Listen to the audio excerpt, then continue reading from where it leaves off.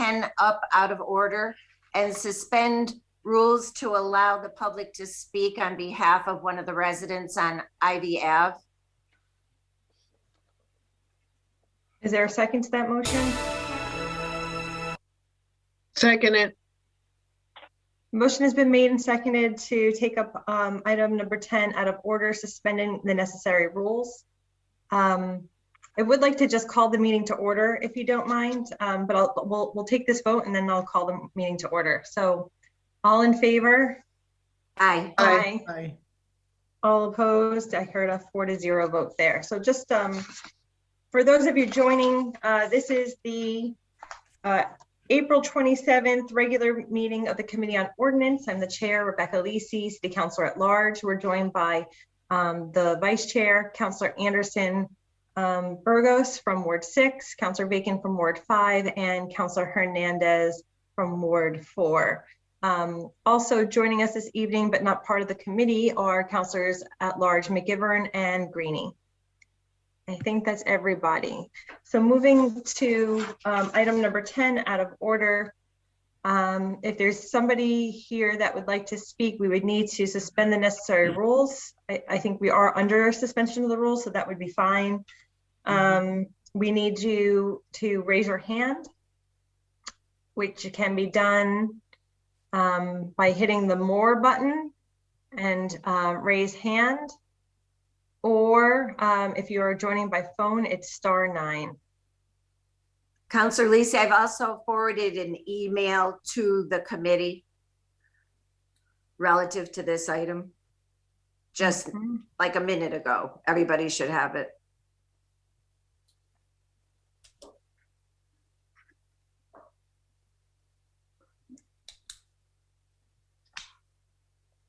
So I will read this into the record. It's from Kevin Jourdain, who I don't believe lives on Ivy Ave, but it says, "Councilors, please see the attached photo as evidence of the use of all 3 handicap spaces on Ivy Avenue, showing without question that all 3 spaces are used on a regular basis. I was the original author of these 3 spaces, and they were and continue to be needed as by the residents of Ivy Ave. All 3 spaces are currently marked and should be preserved. With respect to the proposed legal changes, order number 1 is fine. Order 2 is a no. This space is being used regularly via pictures attached and should not be removed. This will create a major disruption to the occupants of the other 2 spaces. And order 3 is fine, not used in an unmarked use space, a 4th space." So there's some photos here. And so I'm seeing 2 spaces being used, but it's really not clear if they are handicap placard vehicles. Does everybody see this? I don't see the email. It came I don't through. see anything. Yeah. I sent it to the committee. So you didn't send it to me? Yes, I did. I'm sorry, I don't see it though.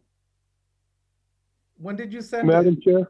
It came in at 6:33. 6:33. It should be on the top of your email. Madam So Chair? I hear you, Councilor Greenie. Give me one moment. Sure. And Kevin Jourdain should be in the queue to be heard on through the visitor room, I guess. I don't know.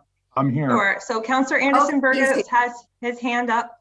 Okay. So I want to see if he has any comments here, and then I'll go to Councilor Greenie, and then I'll go to Kevin Jourdain. Councilor Anderson Burgos, are you all set? So I've been to that area. I have pictures of myself. I have tons of pictures over the years of that area, and only once or a couple times I seen one vehicle parked on the opposite side of 8 Ivy Ave. There is no, it's never used. There's never 2 vehicles there.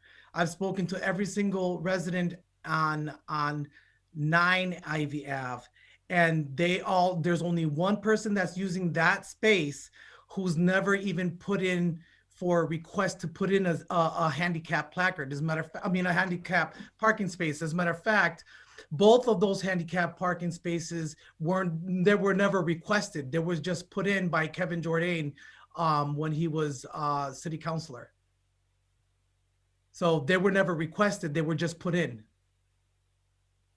So that's an issue within itself. After doing a lot of research, I spent countless of hours, and I'm pretty sure that I'm making the right move here by saying only one should be allowed on Ivy Ave, on the opposite side of 8 Ivy Ave.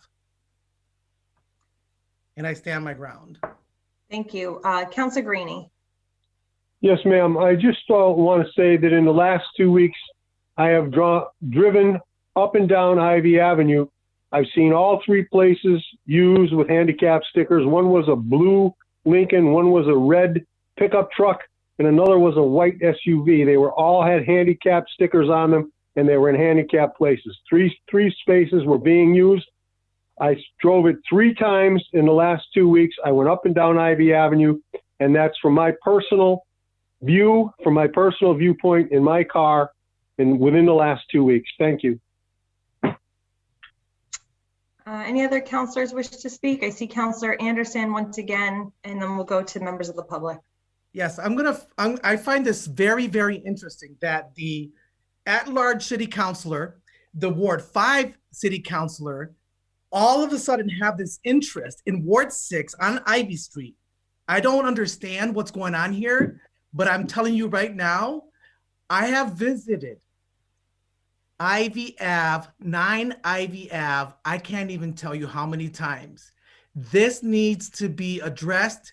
I am the Ward 6 city councilor, and please let me do my job by helping out my residents. I don't understand why you're taking such a big, like a big step for this. I don't get what your angle is, but it's not appropriate, and it's taking valuable time from city council meetings for this one parking space. I do not understand. Madam Chair, I have lived in Ward 6 for 55 okay, please, you know what? years. Excuse me, Councilor Greenie. Councilor Anderson Burgos has the floor.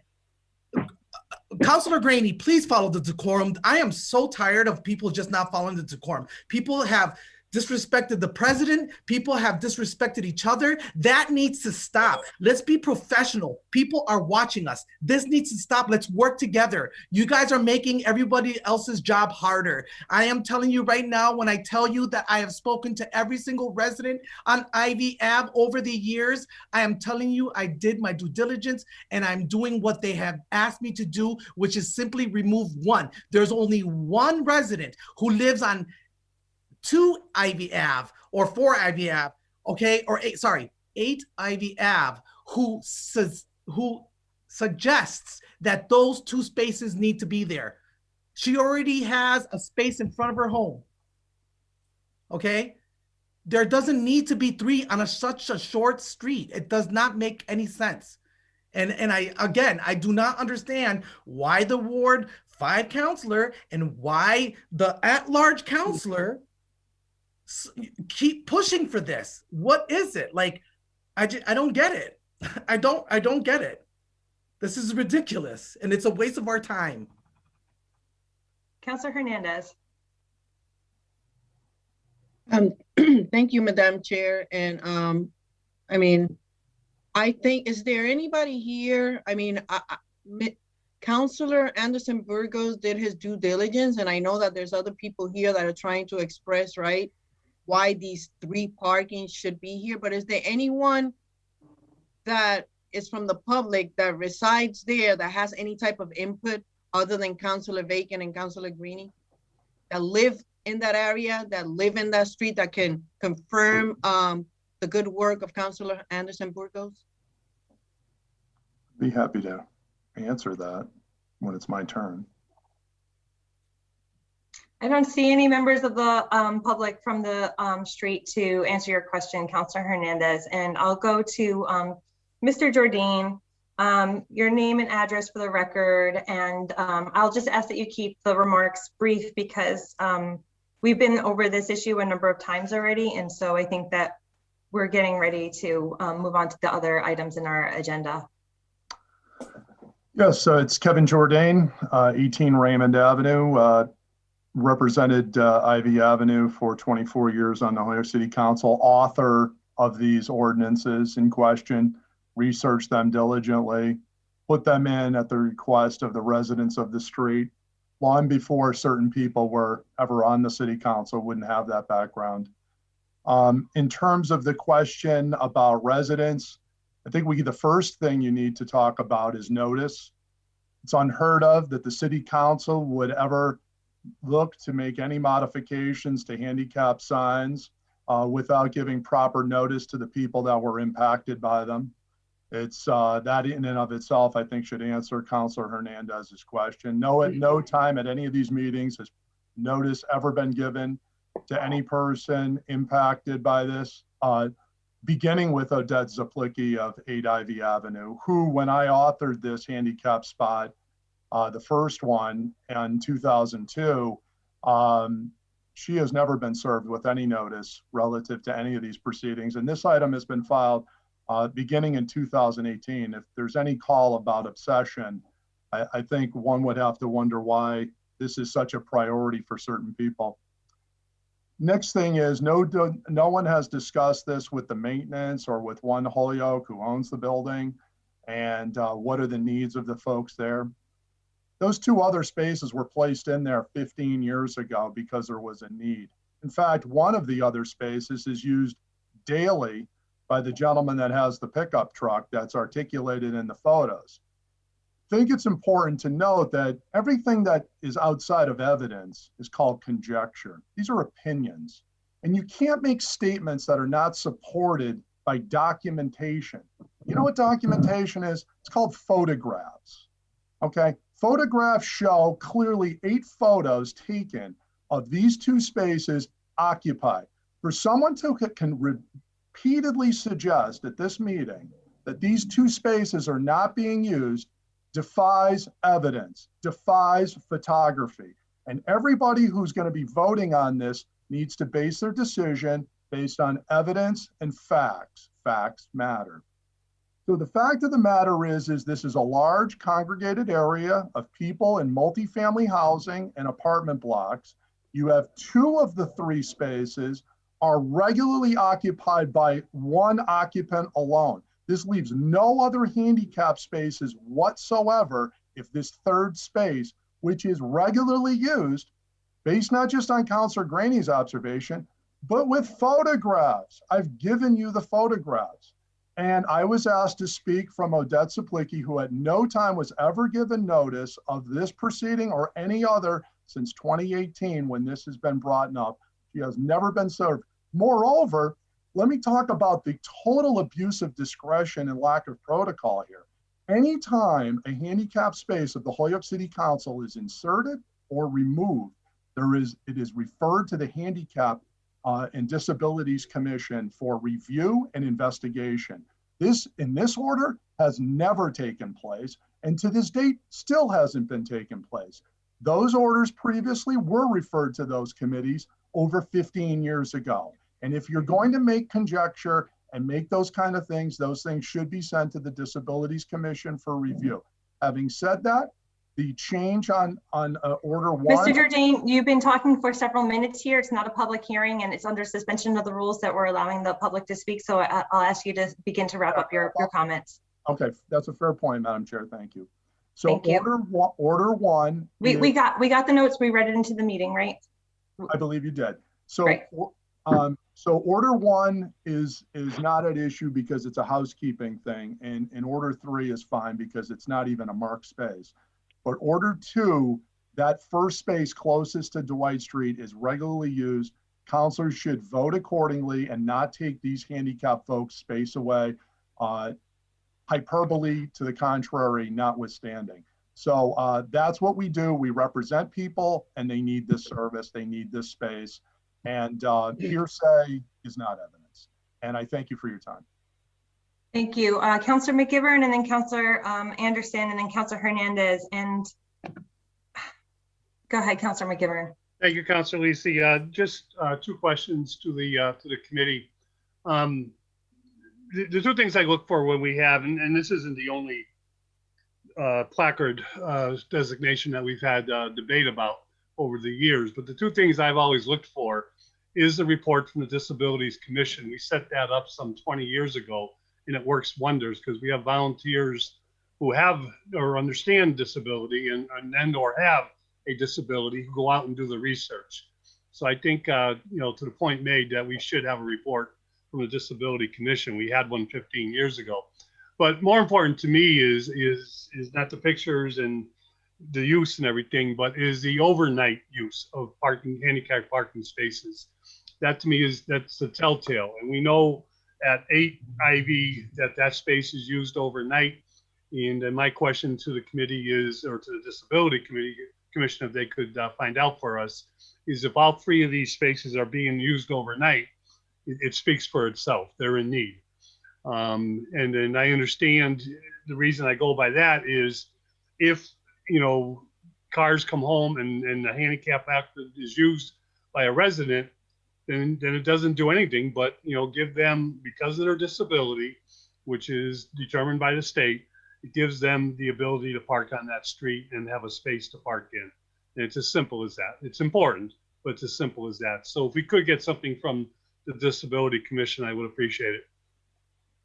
Thank you. Councilor Anderson, Burgos. I spoke to the Disability Commission. I've spoken, as a matter of fact, to Michael Moriarty from One Holyoke last night. On top of that, I've also have pictures. I maybe should have submitted them, and now I will submit them, of all hours of the night where only one vehicle is parking in front of 9 Ivy, which means that there's a vacant handicap space. I am all set here. One needs to be removed. I've done my homework, and if I haven't, then there'll be a result, right? I'll be reprimanded or whatever. But I am telling you, I did my homework. I know what I'm talking about, and I'm ready to move forward and vote on this. Thank you. Councilor Hernandez.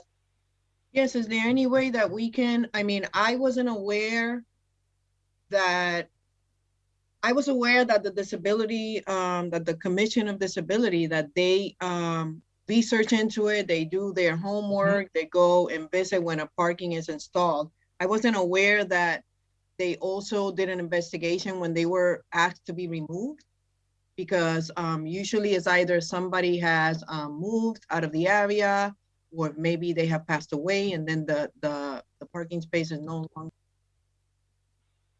You're on mute, Councilor Hernandez. Oh, sorry. I wasn't aware that there was also a process when it was removed, but is there a way that we can, table it or wait on a vote until we get further information on this matter? There's only one order, so if we want to act on the order the way that the legal form has written, I think we would need to act on all 3 items at once. Or we can amend the legal form, and we could file a second order for just the one spot that seems to be contested. I agree with you, Councilor Hernandez, and all the time that I've been here, we've removed handicap placards many, many times without having the Commission on Disabilities weigh in. However, because this is contested, I think that it is a good measure to have the Commission on Disability send a notice. I do also want to speak to the fact, I made this point earlier, we have pictures here of cars parked somewhere, but there's no real indication of where they are on the street, or that they are in fact using a handicap placard in their window to use the space on the street.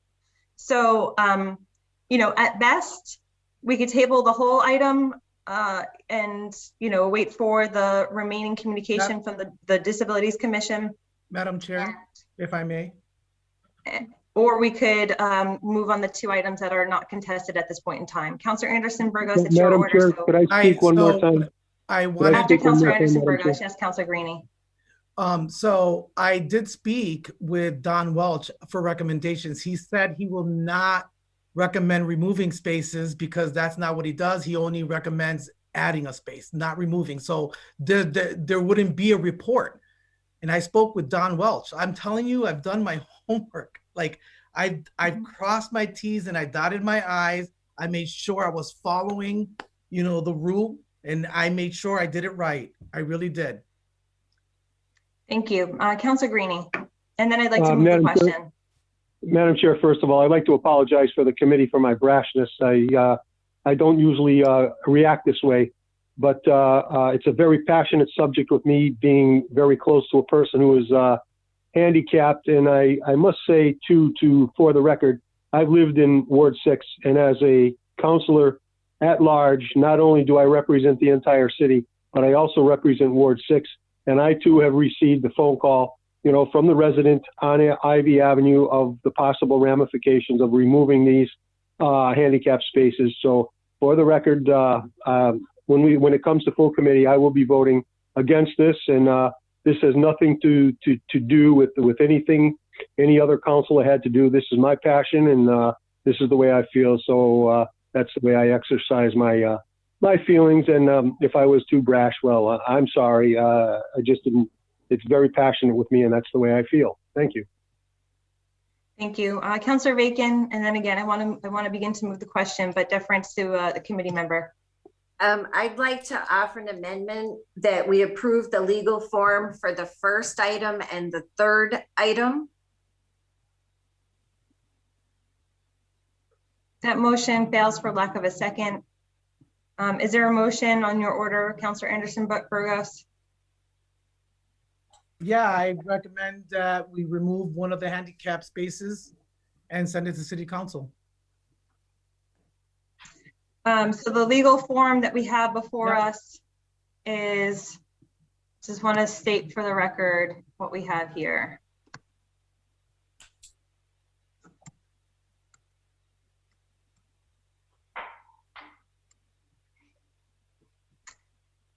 So this is on Ivy Ave East, a point 50 feet north of Dwight Street to a point 20 feet farther north. A handicap placard is going to be deleted.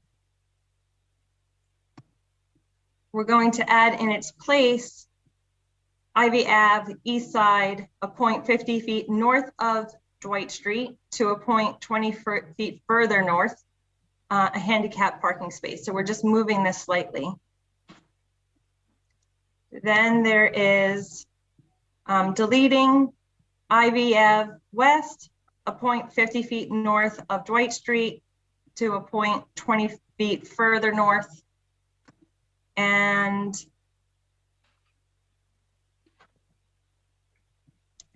deleting Ivy Ave West, a point 80 feet north of Dwight Street to a point 20 feet further north. So on that motion, all in favor? Aye. And any opposed? No. So it's a 3-1 in favor. It's going to go to full council for next Tuesday. Councilor Anderson Burgos, I think you would like to see if you could get Don Welsh or Mike Moriarty to document their comments to you in some way for that meeting. Sure, thank you. Councilor LISI? Yes. A point of information. You're saying that one of the spaces was moved, and we don't have any request before the committee to move a handicap space, and that would have to come in as an application to change the space. And we've had no such application before the committee. Thank you. Okay, back in regular order, we're on item number 1. This is an order that I filed on behalf of the city auditor, that the city council create a revolving fund to be set up for cities' municipal rideshare funding received by the state through the transportation network company, see attached. This has been taken up 2 other times on the 9th and 23rd of March. All in favor to take this up off the table? Aye. Aye. Any opposed? So moved. So Mr. Parent, I know that you're here, and I see Tanya Wodowik is here also, our auditor. I think that we all understand the nature of the funds, where they're coming from. It's the taxes on Uber and Lyft rides. They're coming into the city in relatively small increments. I think this year we've had the largest sum that was about $16,000, and correct me if I'm wrong, Mr. Parent. And the request is that we set up a revolving fund in order to manage these funds so that they are dedicated to transportation network services. And the question that was up in the air last time had to do with how are we accounting for these funds coming into the city presently, and why are they creating a problem in this form, and how would the revolving fund resolve those issues? So I'm not sure if either Mr. Parent or Tanya, you want to take up the conversation here. And we are joined by, I see, Acting Mayor Murphy, who's part of the committee. So I want to make sure that you hear me clearly because I'm having a little issue over here. We hear you clearly. Okay. So the TNC rideshare funds is a per ride assessment, like you said. And I can't talk because it keeps coming back at me. So I'm going to let Bob talk first, if you don't mind. You're getting feedback? Sure. Yes. Sure. I'll start off if you'd like. I think the idea of creating a revolving fund was something that Tanya and I had talked about, given that the funds are coming in for a specific purpose, have to be used for a specific purpose. And it seemed like an easy way to put the funds in a place where they can be used for the purpose that they're intended to be used. And I need to certify that they're used for every year and make it very clear where those funds are and how ultimately they are spent, as opposed to building it into some other budget or something else where those funds might get lost. So it'll be clear, what do we receive? It'll be clear, what do we spend every year and what do we spend it on, because it would be kept in a separate fund. I think that was, it just seemed simple, seemed like the right way to do this, again, since the funds can only be used for a specific purpose. And I think that the question that is out there is, so if we are putting it in a revolving fund, it doesn't come into the general fund, and therefore it's not part of the general ledger or the city's budget. And so I think we would love for Tanya to answer some of the questions about the value of keeping it sort of in this outside account. I'll go to Councilor McGivern until we could get perhaps Tanya back on. Bob, the need and your desire is understandable. I think Councilor LISI pointed out the questions that we're trying to get answers to. So while we're waiting for Tanya, could you tell me some of the uses that these funds are used for? At present, the funds have only been used one time, going back 2 years ago. We use them to fund survey and some minor engineering costs related to the Complete Streets grant that we received. Last year's funds were not expended. And because they were not in an enterprise fund, they ultimately, and Tanya can correct me if she's available, they ultimately ended up in part of the city's free cash certification. Because the revenue came in, it ended up essentially in the city's bank account and it wasn't expended. And that creates a little bit of a challenge for me because I ultimately have to report to the state what we did with those funds. And the reality is, again, I think they got added into the free cash. What other uses can you use those funds for? It's very general. Anything that's related to transportation network projects. What I talked about previously is that would like to try to use these for small projects that we might not have another funding source for, that might not typically be paid out of the city's budget, but something that we're trying to advance, that wouldn't go forward if we didn't have this source of funding available. I know one of the items we did talk about at one of the last meetings was whether or not there should be a threshold in terms of council authorization for funding for expenditures.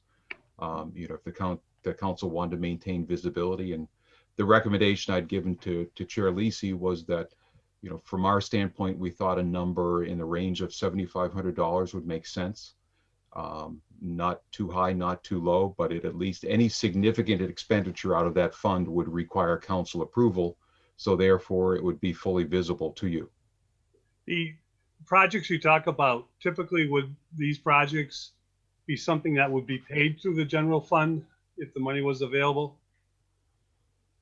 They might be, certainly. Yeah, they certainly might be. If we had no other source of funding, we would have to go to our operating budget to move those things forward. I guess my only other question would be for Tanya as we wait for her, but is it possible, Tanya, that we could, if we did set up such an account, that we could first receive these monies on an annual basis and appropriate them into that account? So, and I finally did get back online, so I do apologize. I mean, once you set it up for the revenue to go in there, it will automatically, the cash receipt will automatically get posted to that revenue, that account. So I would say that you could probably every year appropriate into that if you worded the fund correctly, the vote. And then I think, I don't know if you see my reasoning, but, at the end of sometime in June, as the next year's budget is being formulated, we identified the monies that came in for the fiscal year. The mayor could ask us through an appropriation request to put the money into the fund.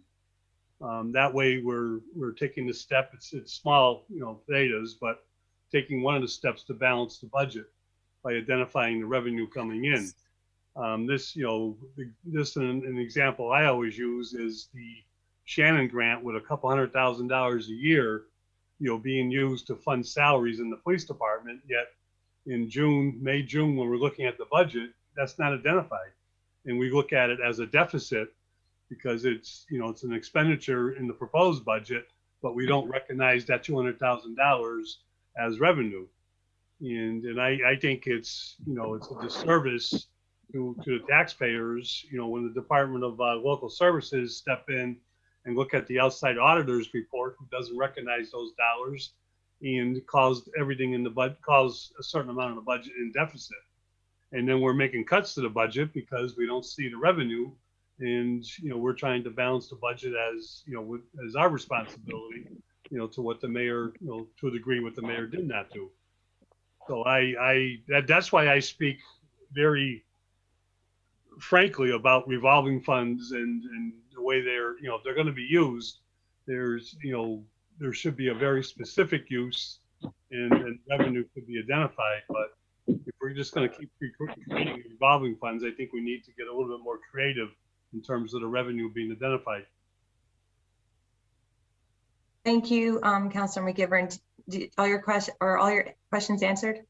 I have no answers yet, Councilor LISI, and this is the second or third meeting, and I'm waiting to hear what we can do that makes sense out of my dilemma I posed. Well, I mean, the two things that I'm hearing are, number one, that these monies are not being spent on things that the city would normally be doing. They're being used for items and projects that go above and beyond sort of like the normal operations. And then secondly, I think the big question that I have is, can they accumulate in the revolving fund? And if so, how do you satisfy the need to certify the use? Because if it were going to be able to accumulate, then I could see, some real value of being able to accumulate funds over time and take on bigger and bigger projects with these dedicated transportation monies. But if they can't be accumulated and you have to spend them down each year, then I'm not sure the revolving fund has much value. So I can answer that for you. Mm-hmm. So in the revolving fund, it is allowed to build up as the years go on. And the transportation network company allows for you to do is to accumulate through the years for special projects. So they actually don't have a problem with that either. And if you go into the reporting from other cities, you can see that that's what they're doing, is that they're accumulating this money to do bigger projects for their communities. Mhm.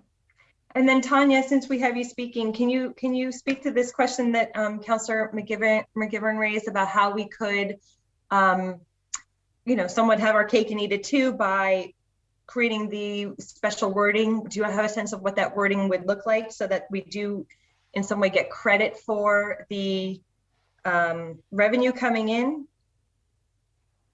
So, I mean, as far as getting credit for revenue coming in, I mean, if you're talking about credit in the general fund, it would have to stay in the general fund for you to be able to claim credit on that. The issue that we were having is that the money was going into the general fund, but as people came and went and left positions, we weren't actually spending the money. We weren't following, what we should have done correctly. And all of a sudden they were looking for a report that nobody had. So what we thought is by putting it into a revolving fund, we could track those expenses. We would know where the money is. If we wanted to accumulate and do bigger things, I mean, city council always can have a word on what we might spend that funding on. I'd have to work with the legal department to see how they would word it so that as we were spending it, it would have to go to vote if that's a possibility. I'm not sure. But as far as in the general fund, I mean, it's either the revenues are in the general fund or they're not in the general fund. Okay. So, Yes, I think that answers the questions that I had. I see a hand up from Councillor Leahy, but as Councillor Bacon's part of the committee, I'll go to her first and then to you, Councillor Leahy. Thank you, Councillor Lisi. I'd like to speak in favor of establishing the revolving fund because we've run into problems with grants and dedicated funds when we're not tracking them properly. And when it gets merged in with the general monies, it becomes more problematic. And this is a relatively small amount of money, so it won't make a material difference to our financial position. So I speak in favor of this. Thank you. Thank you. Councillor Leahy. Yeah, hi, good evening, everyone. Councillor Bacon kind of just stole my thunder. I kind of think the same way as Councillor Bacon does. But I also agree with what Councillor McGivern is saying, and he brought up some excellent points at the last meeting as well in regards to usually when we do this revolving fund mechanism, it's regards to something specific, and in this case, it's not. I hope that we have some tight controls on it, whereas the city council does, whether the city councilor or a city councilor 10 years from now has some control over it. Thank you. Thank you. Is this Councillor McGivern for a second time or? Yes. Go ahead, Councillor McGivern. The one of the things we got dinged for this past year with the problem with grants was Chapter 90s monies, and I know that's unusual, but it did offset free cash. So if you look at what I'm saying, we had revenue coming in, not a lot. I agree, it's not a lot, and I think maybe we spent enough time on this issue, and I respect all the arguments and the reasons for not just accountability, but accountability to the state. But if we got dinged for Chapter 90s monies on our deficit in the budget, the money coming in from Uber and Lyft and the through this mechanism, through this formula, just offset what we were dinged for. So in essence, it was used for a project in the DPW. And until we get DLS and our outside auditor off our back on these deficits, and we just saw the fire department correct one of their problems. I understand the police department's coming in to correct one of their problems. We're going to forever have these issues, and it's time that we manage all of our funds, not just what we report to the state, but what we do in terms of spending and what we do in terms of revenue, so that we're not cutting things out of the budget, because we can't identify all the revenue that's coming in. The money, accountability is important. The budget is part of what we use for accountability to spending the taxpayers' dollars. But if we can't put everything together, then we're just shooting in the dark in June. And the deficit is not the deficit that we're being told it is. So I think my request is reasonable. I haven't heard an answer, and I appreciate, you know, what Mr. Parent is saying. I appreciate what everybody's arguing, but I still haven't heard an answer to my question as to how we can better manage revenue so that we have less of so we know what the real deficit is and not just what it looks like a deficit in June. Thank you. I would like to entertain a motion that we get this into legal form with a $7,500 spending limit until the engineer or DPW needs to come before the city council for spending approval. We can review the full language at the next meeting. Is there a second to that motion? Second. Madam Chair, I have a question. I didn't see you, Councilor Greeny. Thank you. Go ahead. I pressed R9 before. Anyways, I was just wondering through Tanya or through Mr. Parent, if, like Councilor McGivern said, do we have specific purposes for this fund? Like, could it be used for safety issues, such as a crosswalk or a signage like thickly settled or something like that? From what I understand, it's any sort of transportation need. So it could be signage, it could be crosswalks, it could be paving. You know, if Mr. Parent wants to add to that, I welcome him to make further comments. I would say you're correct. It really can be spent on anything transportation related. I think it's really a philosophical question. Do you want to spend it on things that we should be budgeting for every year, or do you want to spend it on things that we might not have normally budgeted for? Thank you. I see our city solicitor raising her hand, Crystal Barnes. Motion to suspend the necessary rules and allow legal counsel to approach us. So moved. So moved. Motion has been made and seconded. All in favor? Aye. Aye. Crystal? Sure. I just wanted to clarify some of the details because we do have to put these into ordinance. Did you say $7,500 or $75,000 spending limit? 7,500. And then we would need what the details are as to what it can be spent on. That usually goes into the ordinance as well. So if it's just transportation related, we can leave it simple as that. I think that in the there was a memo that Tanya and Bob sent over to us early on that lays out examples of what it could be spent on under the heading of transportation network uses. Okay. They usually forward all that stuff to me, so we'll work from that and I'll work with them. That's all. Okay. Thank you. Councilor Bacon. So my question is through the chair to legal under the suspension. So on setting a $7,500 threshold, is that a departure from what we would normally have to approve before an expenditure was made out of a fund? Do we have a standard on that? It seems a little high to me. There is no standard. If you recall, the VBR fund, the Vacant Building Registration Fund, is much higher. I want to say that's almost $100,000. Right. And we don't necessarily have a standard limit. Sometimes it's just anything, the revenue that is available. Sometimes there is a limit. So none of these have been standardized by any means. It really depends on what the fund is for. Right. It seems to be sort of at the discretion of the body. So. Right. I remember the discussion about the vacant buildings because they're usually big projects, but this particular revolving fund looks like it could be used for things as small as a few $100s for signs or for a larger project such as crosswalks, which might have a lot of competitive interest throughout the city. And I'm just not sure. I don't recall what an average crosswalk as an example costs, but if 7,500 is the recommendation of our engineer as a reasonable amount, then I'll accept that for this particular fund. Thank you. Thank you. Okay, so the motion has been made and seconded to draft this into legal form so that we're establishing a revolving fund with a $7,500 spending limit before it requires city council approval. All in favor? Aye. Aye. Any opposed? So moved. I'm gonna say that that's a 3-0 vote. I don't hear. I see Counselor Hayes. Counselor Murphy here.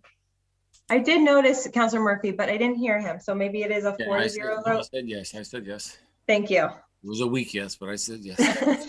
I'm sure you're tired already. Yes, I am. And I'm wondering if it's possible to take up the Main Street zoning. I do want to do some other things, and I got to get them done. But I know that's on the agenda. If that, Yeah, if there's you'd be no willing to do that. problem. I'll entertain a motion to proceed out of order under suspension of the rules. So moved. Motion has been made and seconded. All in favor? Aye. Aye. So then we'll take up items number 4A and B. Yes, 4A and B. That the zoning on the west side of Main Street from the northerly side of Sargeant Street to the southerly side of Hamilton Street be changed from BH Business Highway to BC Central Business. And the public hearing was to change BH to BC for the following parcels. And I think through our discussion last time, what we want to do is amend it to leave off the 78 Sargeant Street. But let me read them into the record. It's 401 Main Street, 405 Main Street, 409 Main Street, 415, 427, 433, 435, 437, 447, and 449 Main Street. In the order is 78 Sargeant Street, which we learned was a typo. So we could amend that this evening. We did find out through previous meetings that all of the individual property owners were noticed, as well as all the abutters within 300 feet of those properties that are listed here in the order. Under discussion, Councilor Murphy. Thank you. And thank you for taking this up a little early. I appreciate it. So two things. Number one, it is 71 Sargeant Street, not 78, but that address is no longer in existence. It has been taken over by the building where Weinstein Furniture used to be. So that is all part of that same parcel. And I appreciated the concerns of Councilor McGivern and Councilor Bacon. So I did get a list of the current owners, and last Tuesday I sent each of the current owners a request that if they had any concerns to please let me know. And I sent it out from the mayor's office. I've got no response from anybody, and it was the current list. They had all been notified previously, according to all the parties involved in that. I had a huge pile of the people that had been notified. So all those owners have been notified. And again, I did send it to them, asking them if they had any concerns, please let me know. And I have not heard from anybody expressing any concern. I know Councilor McGivern had a concern about the solar, and I'm sorry, but I'm not remembering the name of the company, Joe, but I know you had some concerns. Aegis for the solar panels, and that is on the other side, which would not be at all impacted by this zone change. Okay, so under discussion, Councilor McGivern. The address for Aegis was part of this is a public hearing still, right? I thought we closed the public hearing, but perhaps. I think you continued it. It is continued. It says right here from 413. Problems with the Aegis property. I understand now, and so I'm not, my concern goes away as far as the Aegis property goes, except that it was advertised as part of the public hearing. I'm still concerned about the property owners being notified. I'm hearing what everybody's saying, but it doesn't sound like sounds more like semantics. They needed to be notified that there's a public hearing going on. And I haven't seen any verification that the property owners were notified. The assessors answered your questions that they were asked, and it was about abutters. And their response was that some of the property owners are abutters to another property that's part of this public hearing. But no one ever said that every property owner has been notified. And I think, I don't want to speak for Councilor Bacon, but I think when we're changing a zone for private property, we need to go out of our way. And it sounds like, Mayor Murphy, you did. go out of our way to notify those property owners we're having a public hearing, and these are the reasons we want to change the zone. Because property is not just where people live. In many of these cases, property is an investment. And I think we, if nothing else, a property owner deserves to hear that their zone is their property zone is being changed and what that means. And that's where I'm coming from. And I don't think the list the assessors provided did that. I think we did get notice from the assessor that the individual properties were noticed. And Can I have a copy of that? Copy of the people noticed? Sure. So Jeffrey, do you have the list? The list, or are you looking for the email? You're looking for the list? The list. Yeah, I can send that again. Thank you. See, Councilor Murphy. I just think you need a motion a formal motion to open the public hearing. Second. Motion has been made and seconded to open the public hearing. All in favor? Aye. Aye. So moved. Councilor Murphy. Okay, and I want to thank Mr. Vega and his department, because they gave me a list of the owners. Then I went through and got it from the assessors, but I also went to the city clerk's office where those same owners were on the list of people that were getting notified. So I do believe all of the owners have received all the notifications. And then, like I said, last Tuesday, I sent out another letter to all of those owners, specifically telling them that this is what I was trying to do. If you have any concerns, please let me know. And I had not heard from anybody in opposition or in support. So they didn't tell me pro or con, but so I've tried to reach out and I've tried to do as much as I can. When I proposed the zone change, it was so that no one would be negatively impacted in terms of what they could do on their property as it is. They're all going to be in compliant, but what it will do is allow, and there's one or two other buildings there that might be coming down, which could create a third or a fourth vacant lot, which right now, as it's zoned, nobody will ever build on because of all the restrictions. You have a 30 by 90 foot lot, which you could potentially build on a 40 by 10 foot lot. It's just, the setbacks are just not feasible. So I'm certainly not trying to cause any aggravation to the owners of the properties. I did it only when I verified that they would not be negatively impacted in terms of what they do now. And it will create a potential for investment that can revitalize that section of Main Street. Thank you. Thank you. Councilor Bacon. Through the chair to Councilor Murphy.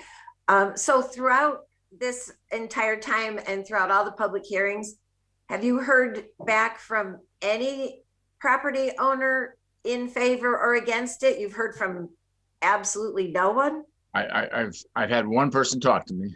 That's the Hernandez Furniture, which is like bedding, and then the people from Nuevo. But other than that, no one else has commented or offered any comment.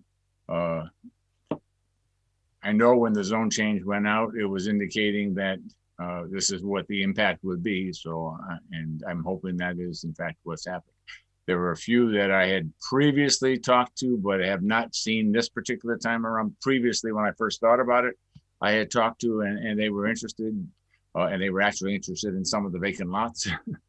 But that I have not heard from them, and with some of their businesses being obviously not open like they usually are, I haven't been able to get in touch with people. Right, and that's been a complicating factor. Yep. Thank you.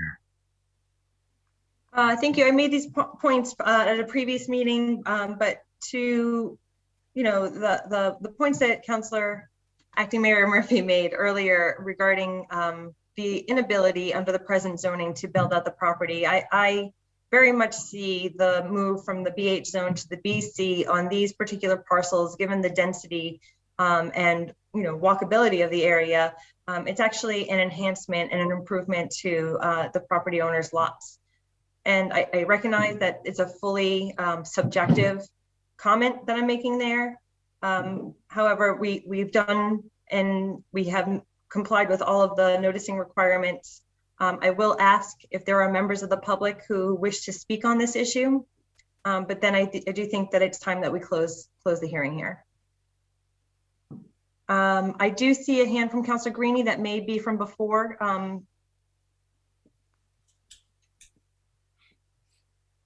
I don't see anyone else. Yes, that was from before. Thank you, Councilor LISI. Anyone else here wish to speak in favor or against the zone change on the Main Street parcels between Sargeant and Hamilton? Mr. Vega. Thank you, Madam Chair, and thank you to the councilors for working on this. I just want to give an extra thanks to Councilor Murphy / Mayor Murphy / just Terry.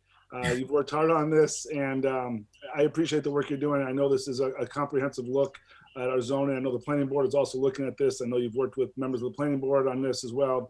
And so, I would say I'm speaking in favor of this. For the record, on the public hearing, Aaron Vega, 17 Linden Street, the director of the OPED office.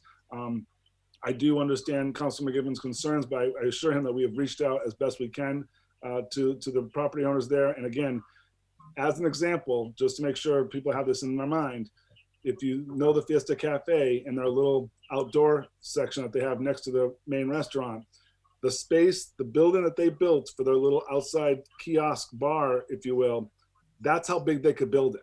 They didn't build that big by design. That was the setbacks and the easements that created that situation.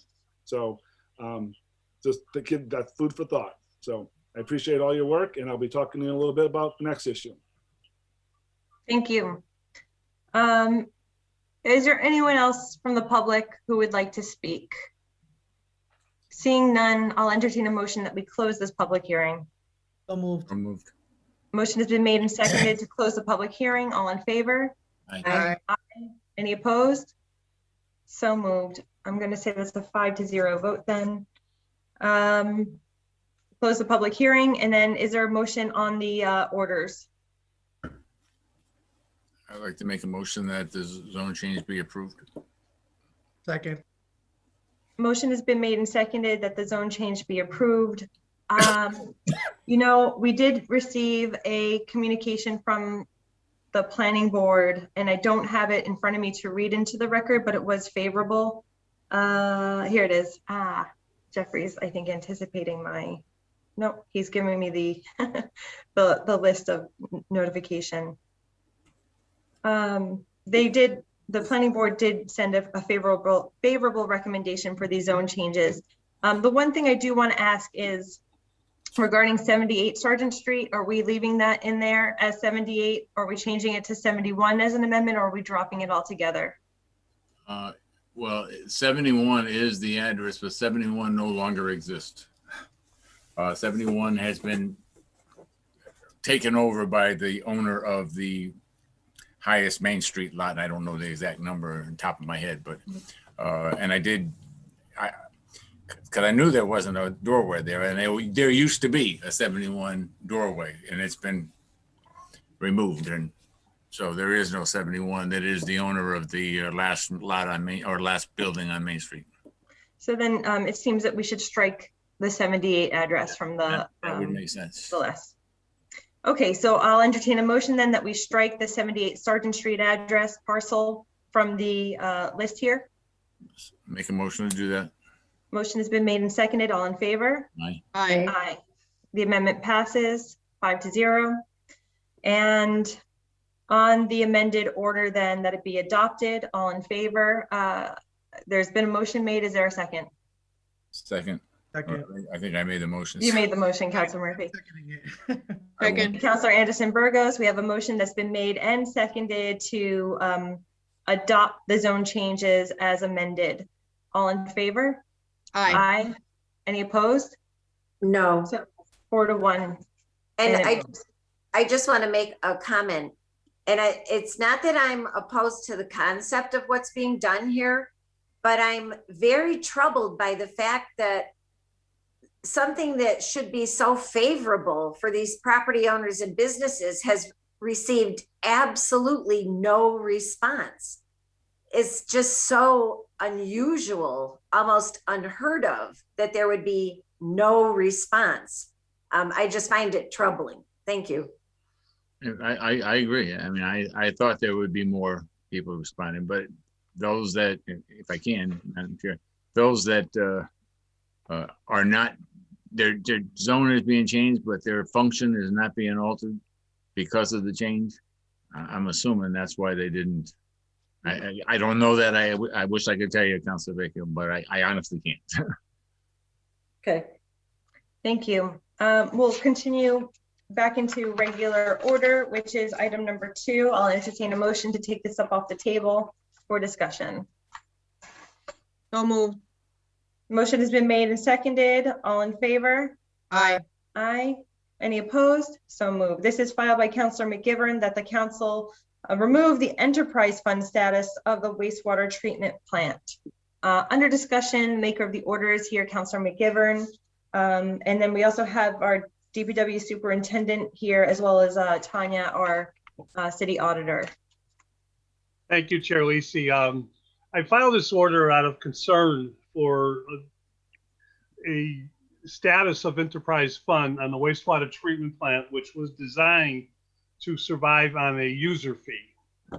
We know, I think most of us understand user fees. The water department, the gas and electric, and the wastewater treatment plant are 3 entities that are in some way owned by the city, and certainly I'm not saying the city's not responsible for it, but the enterprise fund is something that the city council, actually Board of Aldermen, placed on the wastewater treatment plant long after it was established. I forget the exact reasons for why we were asked to vote on that, and then until recently, I don't think it has been an issue.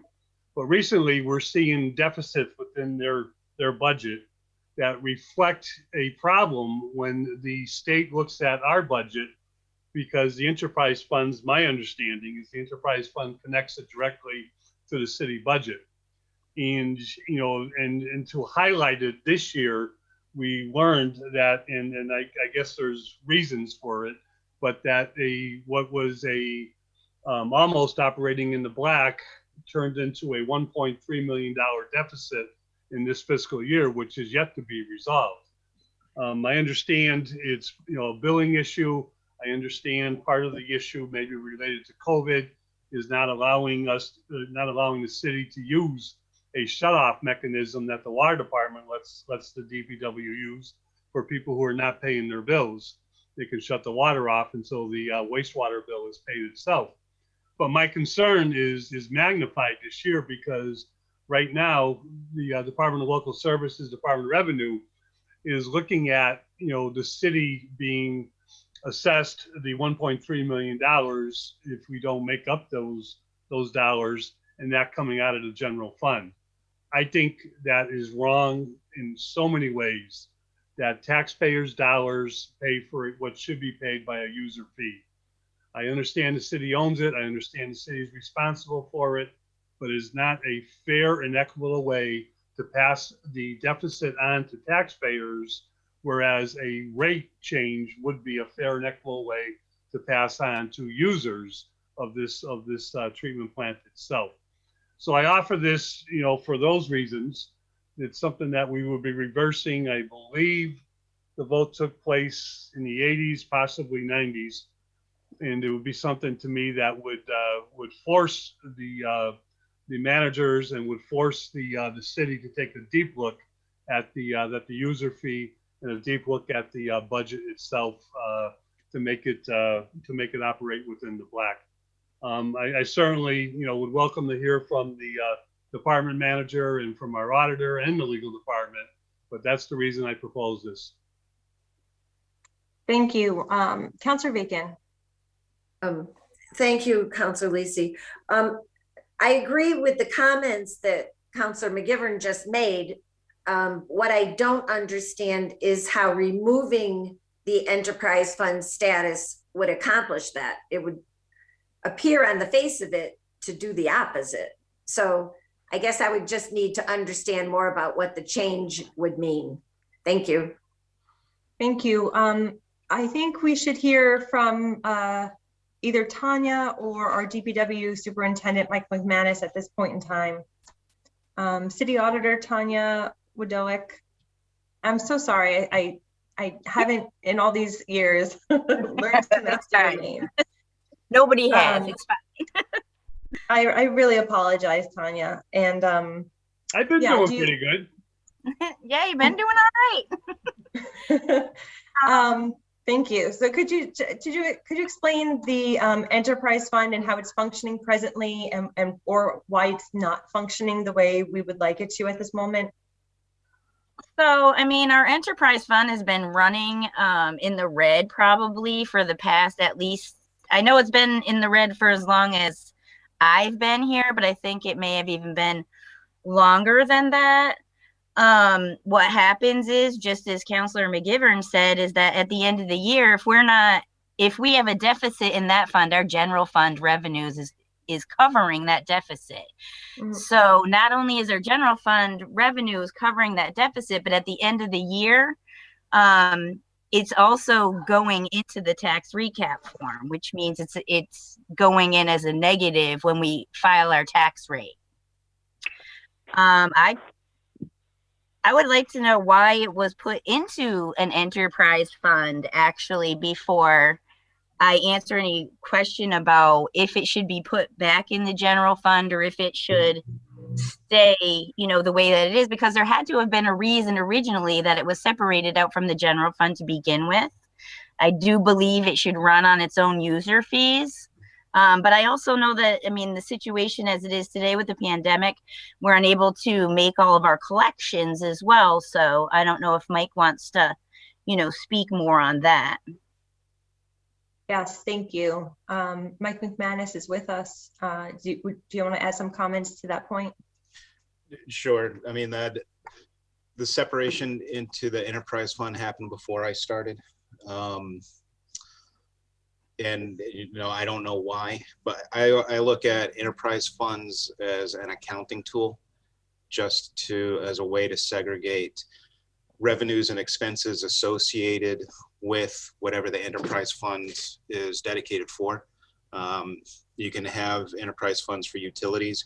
You can have them for other assets that a city might own, like a landfill or a golf course. We could even have an enterprise fund set up for downtown parking with the parking garage and parking meters. It's just my understanding is it's a way of keeping track of the revenues and expenses associated with that specific function of municipal government. There's different models where you have an enterprise fund that's completely self-sustaining.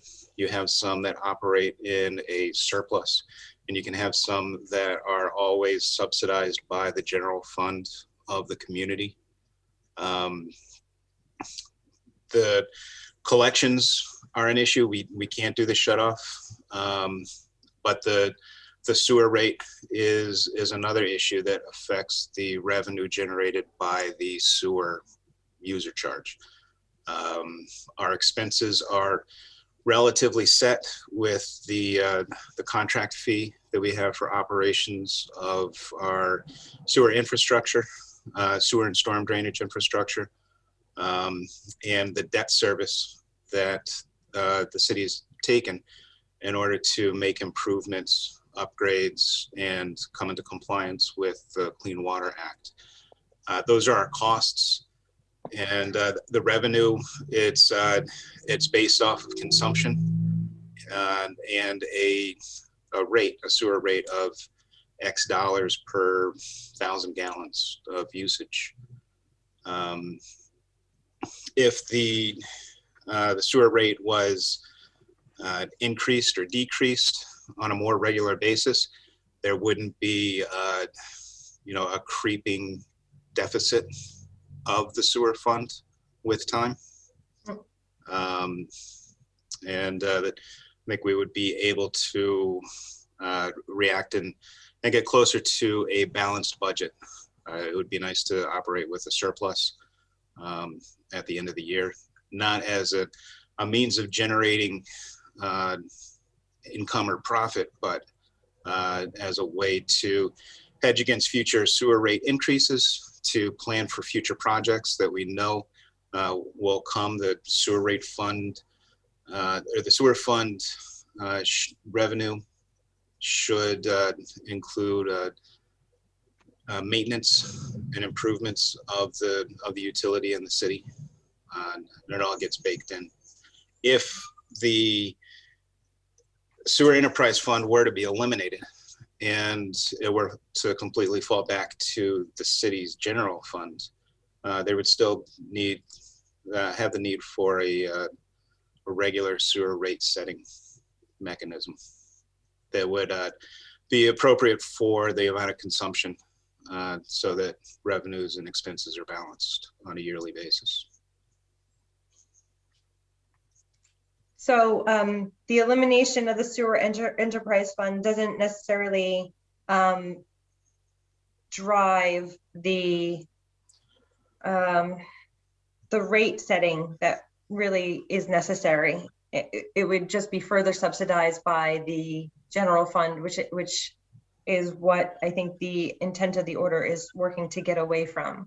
Am I understanding that correctly? It could possibly work in that way. Because all of the sewer revenues we hand over to the treasurer. It's on the city's books, if you will. So it's an operation of the city's budget. Thank you. Councilor Bacon. Thank you. Through the chair to our superintendent, if I'm hearing you correctly, I'm not seeing how eliminating the enterprise fund status would help us to have more control or tracking over the revenues and expenses. It seems like we would have less, because then it would all just be merged into the general expenses. It sounds contradictory to me. So I think it's part of the general expenses now. In a way, it's part of the city's budget. You as city councilors have to approve the wastewater budget as part of the annual fiscal budget. Right, I understand that, but within the enterprise fund, we then see the accounting of the activity, which would seem to me to be the purpose of having it, so that we can see it. But if we eliminate it, how will we see it? I think you would still see it the same way that you see it now. There would still be line items within the city's budget for debt service, for the contract, for salaries, for everything. I don't think anything would change on the budget side. But it would then all just be put in as lines, just like the rest of the budget, not as an account, not as a fund, as we see it now, right? Correct. So to me, it would be harder to track, but that's just what I'm basing that on what I'm hearing. But maybe you could at some point show us how we would be able to track it if we don't have the enterprise fund. Thanks. Thank you. I find myself agreeing with Councilor Bacon. I do think that it becomes more difficult to track, and I understand the point that Councilor McGivern is making, in that we're requesting our general fund to plug up the deficits in our enterprise fund because we don't have an appropriate rate. But I think that speaks more to the council's control and the political nature of setting rates, as opposed to having what we once had with the DPW commission setting the rate. So I think that's really where the crux of this issue lies, and I'd be open to returning that control to the DPW commissioners. Councilor McGivern. A little food for thought. as an enterprise fund, the budget itself is, and I agree, you know, enterprise fund is about accounting, stands on its own, but still connected to the general budget, as the superintendent pointed out. By eliminating the enterprise fund, is my understanding, we gain line item control where we can start cutting line items because it's now part of the general budget. And we now have a responsibility because of the mandates from the federal government to make sure that the funds, you know, for the budget are correct in order to have that service provided and not to be putting ourselves in the jeopardy of being fined by the federal government for not meeting the Clean Air Water Act standards themselves. So I believe me, this is not what I want, but we're rolling the dice when we're not providing a proper revenue source to run this wastewater treatment plant. And in this year, you know, above all years, $1.3 million we don't have is about to come out of our budget. And we have no plan. We have, you know, we need to take hold of this one way or the other. Now, if there's a way to redefine the definition of our enterprise fund and make it more comprehensive and more, you know, stable with the with the user rate and the collections themselves, I'm fine with that. But to live the way we are makes no sense. You know, we need to do something is the message I'm sending. And I would appreciate to hear an answer to the question. And can you just restate the exact question that you want the answer to?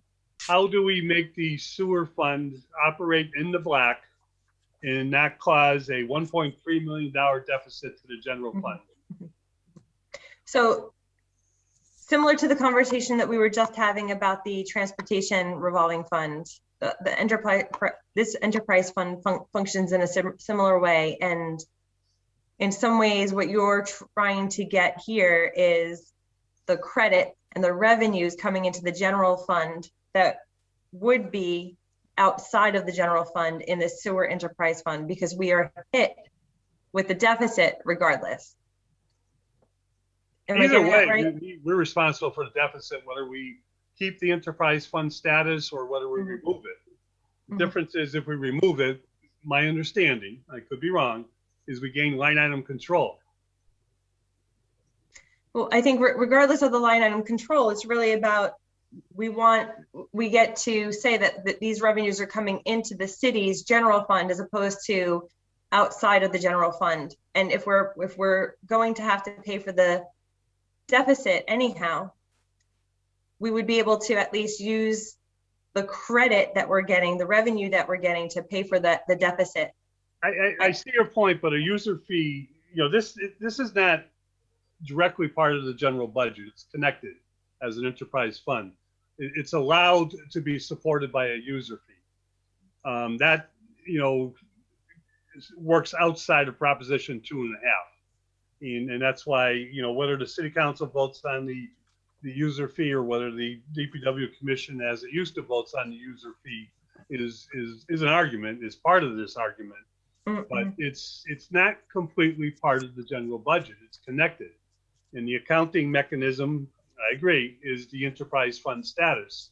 But we're waffling. You know, we're just throwing the dice, and when it hits the wall, we don't know what the dice are coming up. But this year, $1.3 million. You know, where can we cut our budget to pay for $1.3 million in sewer needs? I hear what you're saying. Thank you. Councilor Bacon. Right. So the only comment I would add to that is if we have line item control, the only thing the city council will be able to do is cut certain budget lines.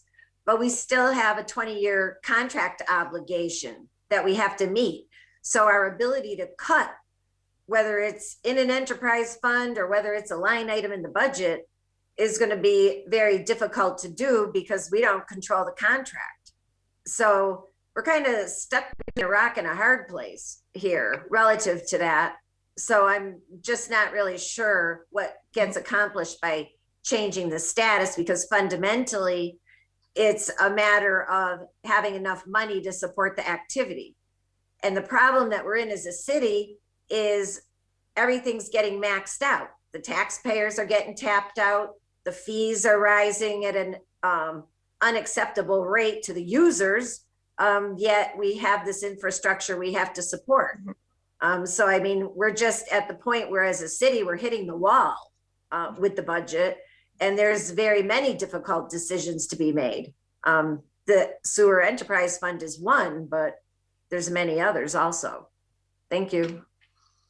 Mr. McManus, I wonder, I know you submitted very early on a memo for how you would like to see the Rescue Act funds, the COVID relief funds spent.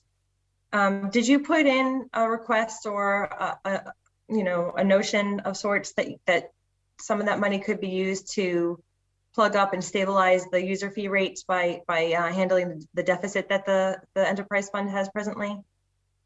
So what I had heard was that some of those funds could be used to wipe out late sewer payments, or people who are behind on their utility bills, that the funds could be used to offset those late payments. But there wasn't any metric on how to apply that. Mm-hmm. So there is a possibility that this money could be used to pay for some of the deficit. Thank you. I think, my personal opinion, having gone through this issue over and over again, I think it was a really bad move to put the rate setting responsibility in the hands of the city council, because it really becomes a political act that it doesn't ever have a chance of success in terms of increasing it to cover the costs that are associated with operating the sewer, the wastewater system. So I would be interested in filing an order to return that control to the DPW Commission, alongside of an exploration of using the COVID relief funds to stabilize the rate, at least for like the next year or two. I think in the big picture of things, what is the deficit presently? 1.3. Yeah, 1.3. So I think at least for 1 year, while our residents are getting back on their feet following the pandemic, we have the funds. This is what it should be used for. And that gives us a chance to put the rate increases on pause, and reacclimate and recalibrate the rates and put it back in the hands of the commission. If I can, Madam Chair. Councilor Murphy. And I've been meeting with Tanya. I met with Mike today, and we've been talking about this, a couple of things, and I'm still waiting to get a final word on exactly what we can use it for and how we can use it. One thing that seems to be is lost revenue. So if we had $500,000 in lost revenue, I think we could use that to offset some of this deficit. But I don't think we can just wipe out the deficit based on what I've heard. So I don't know that. It hasn't been official, so that's the first. But lost revenue appears to be an available use of that money. So there's that potential. And there is the potential of using some of that money for some of the future and potentially of paying off some of the bond of the current bonding for combined sewer overflow, which, while it has an impact on sewer rates, obviously also is our obligation from an environmental perspective by the federal government. So, I mean, there is that possibility. And the last thing I would tell you, I mean, when you look at the deficit, and I wonder, and I don't know, and I'm going to defer to Councilor McGivern, who's much more in depth on this than I. But I wonder if when we started getting into deficits, we had started to have to use bonding for the combined sewer overflow. And that bond rating right now is about $1.5 million. So I'm wondering, as we went along, when we first weren't doing all this combined sewer overflow and we weren't having to pay off the bonds, if we were much closer to being balanced than we are now. But now we're paying almost 1.5 million, and we're talking about 1.3 or so thereabouts in terms of deficit. So And we are talking, Mike and I, Tanya and I have all talked so far about what it would take to balance it, and we're trying to see what the impact would be on the individual consumer. So we're very aware of it and trying to figure out the best way to move forward. And at some point, I hope to be able to present something that makes sense. Thank you. I know you are going to get some more specific guidance, but the general guidance that has been issued already says that it could be used for providing government services affected by a revenue reduction resulting from COVID-19, and also investments in water, sewer, and broadband infrastructure, which would be our CSOs. So I think those are really good fits for the relief money that's coming in. And if I can make one last comment on that, and I told Mike, I've told Dave County and the water department, and as we get the guidelines, I'm going to seek proposals in a relatively quick frame to what are we looking to do? Let's get the proposals out there, let's get them reviewed, and then let's act so that we get movement on the funding, we get to have projects completed and moved on. But again, this is something that we've got to resolve if we're going to get to the point where we don't have to keep, all right, this deficit, we got to offset this deficit. But I'm also aware that there's only so much you can, between sewer fees and taxes, there's only so much that you can add on before it's too much. So I'm trying to find that balance. Thanks. And I do want to remind everyone that tomorrow night in the Public Service Committee, we do have department heads coming forward with their memos and their proposals for how they would like to spend the money in their individual departments.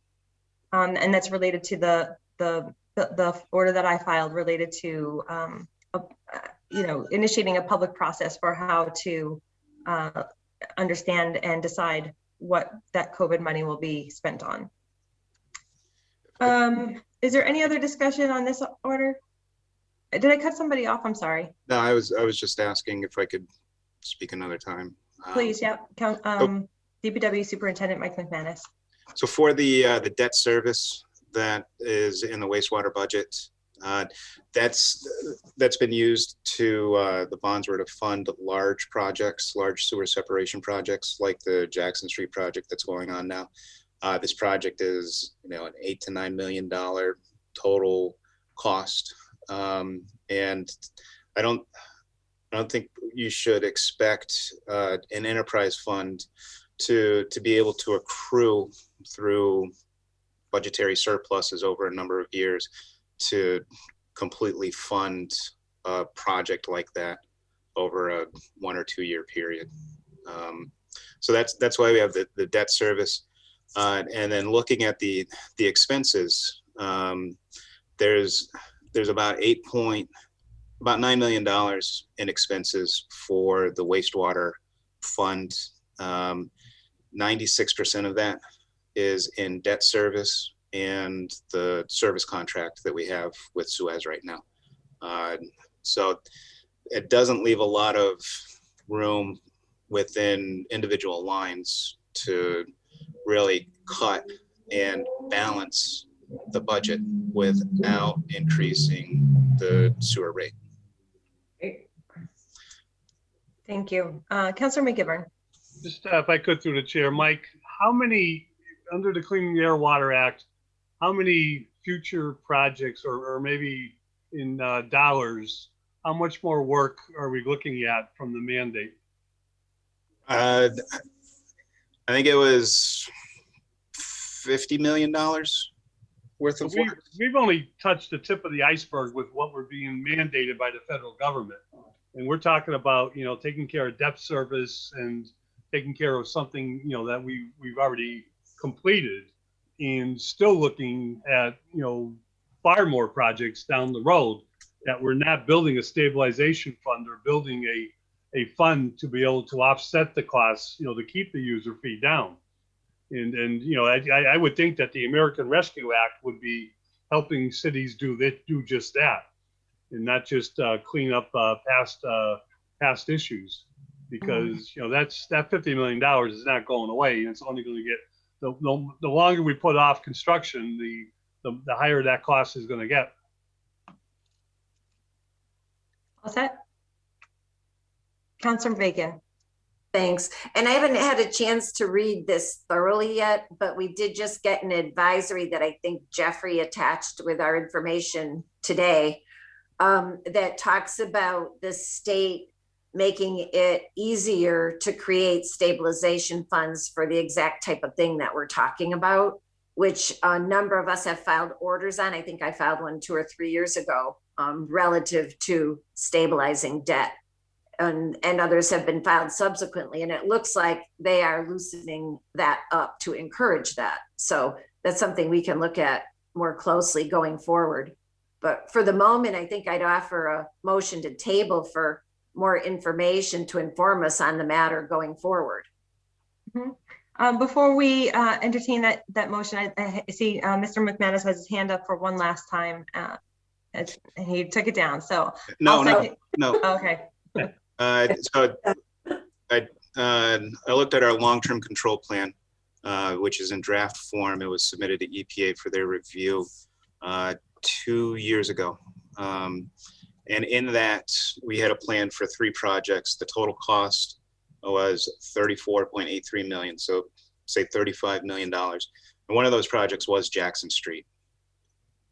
So if they accept our plan, which meets the the Clean Water Act guidelines today, we would be looking at 2 other projects for around $25 million in cost. And that's over, I don't know if we were able to push it out to, we were trying to get a long-term, pushing everything out into 2040. So it was a 20-year plan, and we're doing Jackson Street now.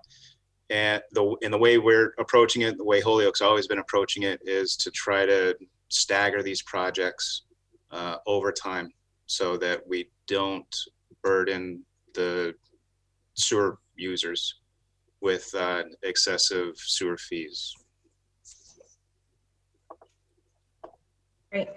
And I think that based on the conversations that we heard about the desire to preserve the bonding capacity and the debt capacity while also paying things off, I think there's ways of working with the money creatively so that we are utilizing debt services while also paying down some of the major costs. There's a motion to table, so there's motions made and seconded. All in favor? Aye. Aye. So moved. 5-0. Thank you, everybody. Okay. That was a good discussion. Thank you. More to come. Also by Councilor McGivern is item number 3. Is there a motion to take up item number 3? So moved. Motion is made and seconded. All in favor? Aye. Any opposed? So moved. That the City Council create an ordinance for a revolving fund for a marijuana impact fee. Under discussion, Councilor McGivern, and I know that we're joined this evening by our OPED Director, Aaron Vega, for this conversation. Thank you, Councilor LISI. I was asked to file this, and there is a significant importance that we address this quickly. And I'm not too sure revolving fund is correct. I think it might be more of a stabilization fund, but it has a lot to do with the way these funds can be used. And it's a very, if I understand, very specific type of use and accounting mechanisms that are necessary for this. So I will defer to the auditor, to Aaron Vega, and to others to tell us the need, because I think something needs to be done before the end of the fiscal year. Great. Mr. Vega, do you want to take it away? Well, I'll get us started, sure. And so thank you, Councilor, for filing, and thank you for the committee for taking this up. There is time urgency on this, if you will, to a degree, because in order to expedite the spending of the funds garnered this past fiscal year, we would need to have this set up for the next fiscal year. So I will leave it to Tanya as far as the stabilization fund details versus a revolving fund versus that whole guideline and regulations. But the stabilization fund, I will say, to set Tanya up, is the suggestion from DLS and in compliance with what the CCC is wanting to happen with these funds. So Though when I first filed the ordinance draft, it was, you know, a stabilization fund, but it was a revolving fund, but it seems like a stabilization fund is the fund to go through. I defer to you if you want to. I mean, I'm not sure if you want to go through the whole backstory. I mean, I did send the letter that had the objective and the structure, the findings, and then of course my draft language about the fund, but I'm not sure where you want to go, like what these funds would be used for, the establishment of the actual fund mechanism itself, how we get this money. I'm not sure where the committee would want, how familiar everybody is with the impact fee itself. I think it helps, and especially, you know, as members of the public are watching, I think it helps to clarify what the impact fees are, how much money in impact fees have we accrued, where have they gone, and why is the stabilization an appropriate way to, you know, store, if you will, the funds and utilize them.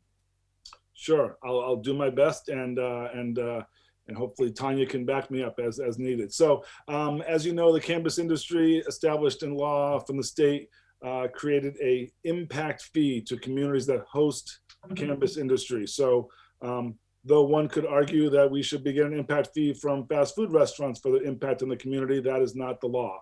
The law is set up that very similar to the gaming industry, if you will, with the community impact mitigation fund. So the state, as we often do, similar to food tax, hotel and room tax, a piece of it goes to the municipality. So the municipality for the general fund is already receiving the excise tax, the property tax, and a chunk of the taxes already coming through the cannabis industry. This fee, this 3% fee, is on top of that.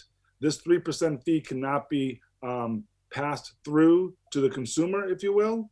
So this additional tax does not go to the consumer. It comes directly from the cannabis industry on their sales. And so that 3% fee comes to the city, and the CCC has put out some guidelines as to what that fund could be used for.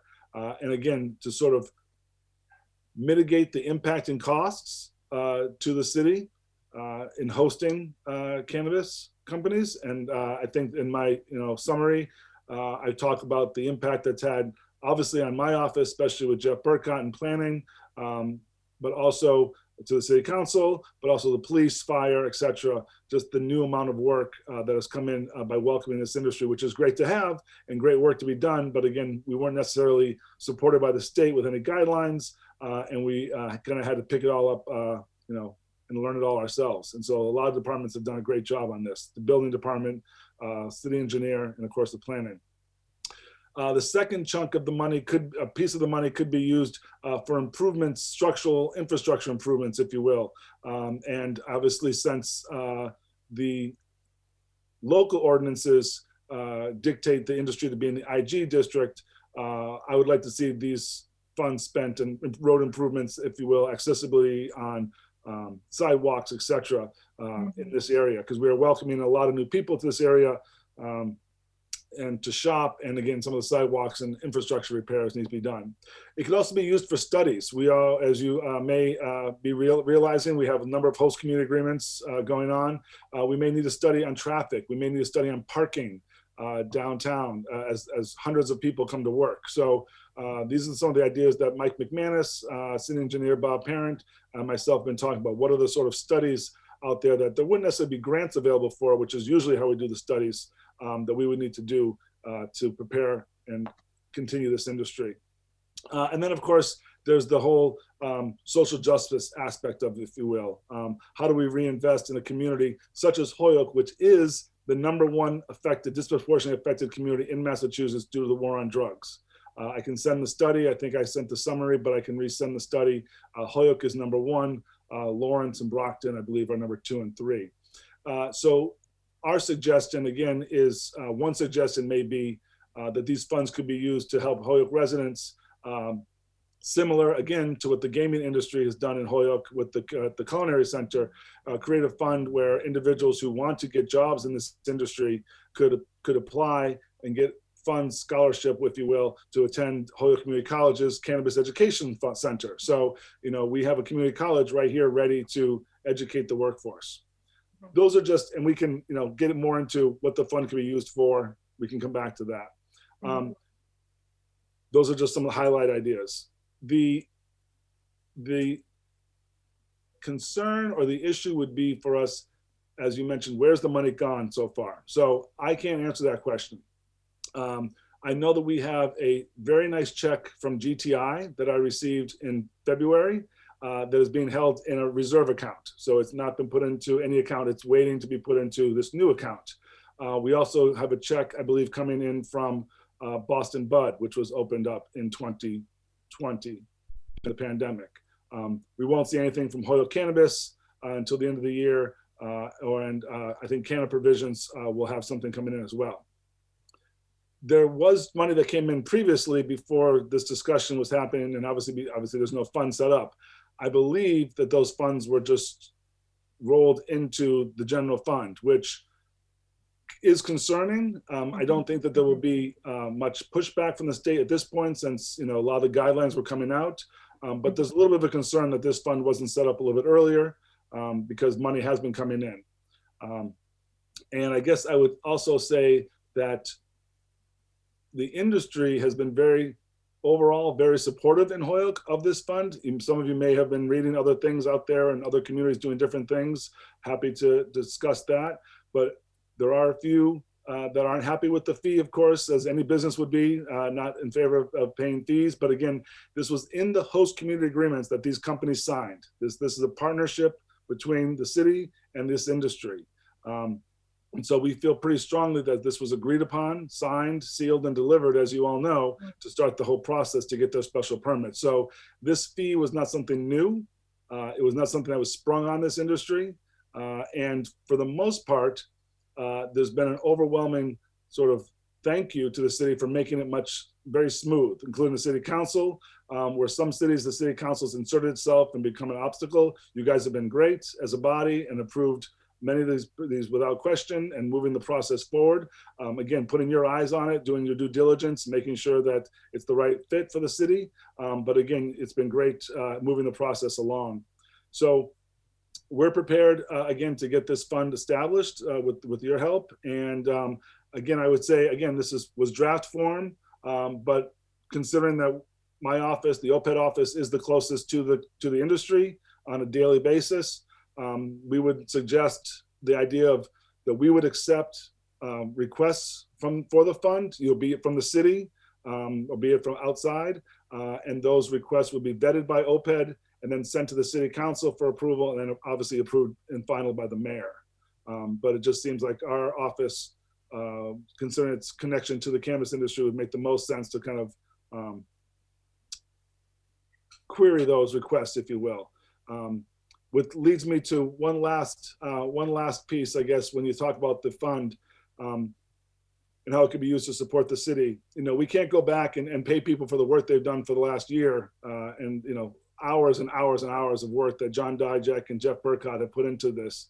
But I know in talking to the mayor and some of you individually and others, the idea of establishing perhaps even with a 3-year sort of sunset clause, if you will, similar to what was done years ago with the creative economy director, having a business liaison with a focus on the cannabis industry, but also other businesses, navigating the permitting process at the city level, figuring out what can be done to support this industry, keeping tabs on what's going on and what's happening, being a liaison between you and us and the state. So again, that could be something that could be established and paid for through this fund. That would really be a key asset, I think, considering how much is happening with this industry. Mm-hmm. So I think that's like maybe a little bit closer than 3,000 foot drop in, but happy to have this conversation. I assume we will be continuing this, but hopefully we can move it along. I don't know if Tanya has some more to add, especially I guess especially on the technicalities of the funds. So as far as the fund, what Aaron said is that originally we thought that these revenues could go into a revolving fund.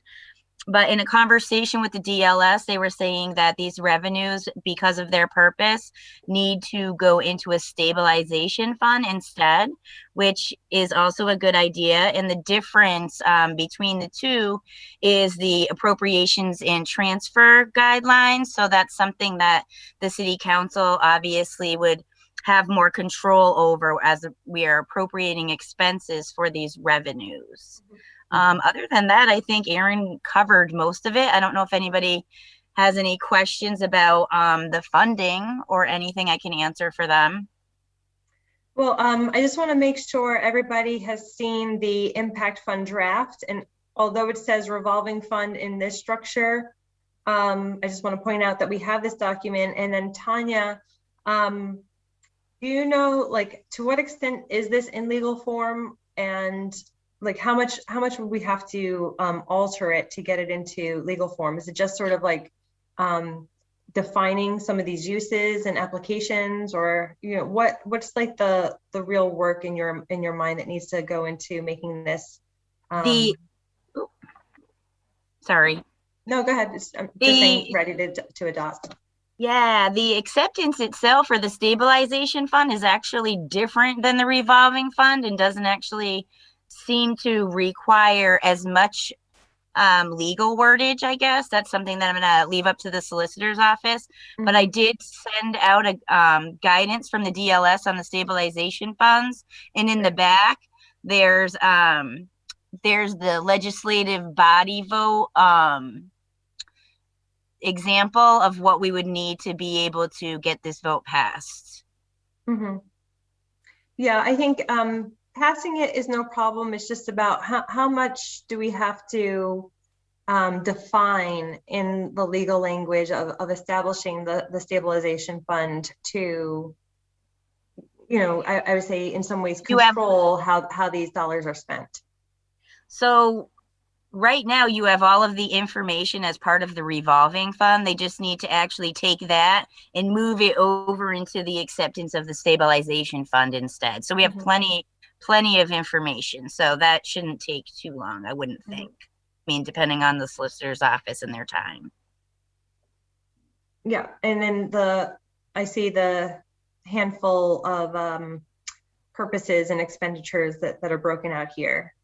I would definitely, I mean, I know we're not talking about these details right now, but I would definitely like to see the expenditures in terms of like social justice and workforce development not be limited to the cannabis industry, because I think that if we think about the way that it's supposed to sort of recover the loss of time and I would say economic mobility that Holyoke has experienced overall through the war on drugs, then there's other impacts, and I think that the workforce development sort of limited to the cannabis sector is just too narrow, and people could have had flourishing sort of lives and careers in any sector had it not been for a very harsh and racially biased war on drugs policy. So that's just my 2 cents there. I do see Councillor Vacan's hand, so I'll go to Councillor Vacan. Thank you. I'm wondering how much money we're talking about establishing this fund with at this time? So Linda, I can answer that for you.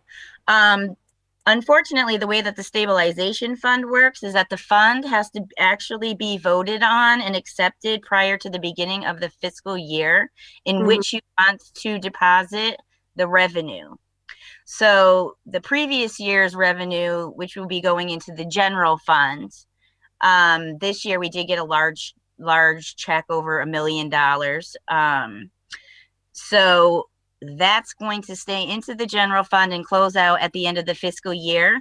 The reason why we need for this fund to be created before the fiscal year begins is so that next year we can put those revenues in there.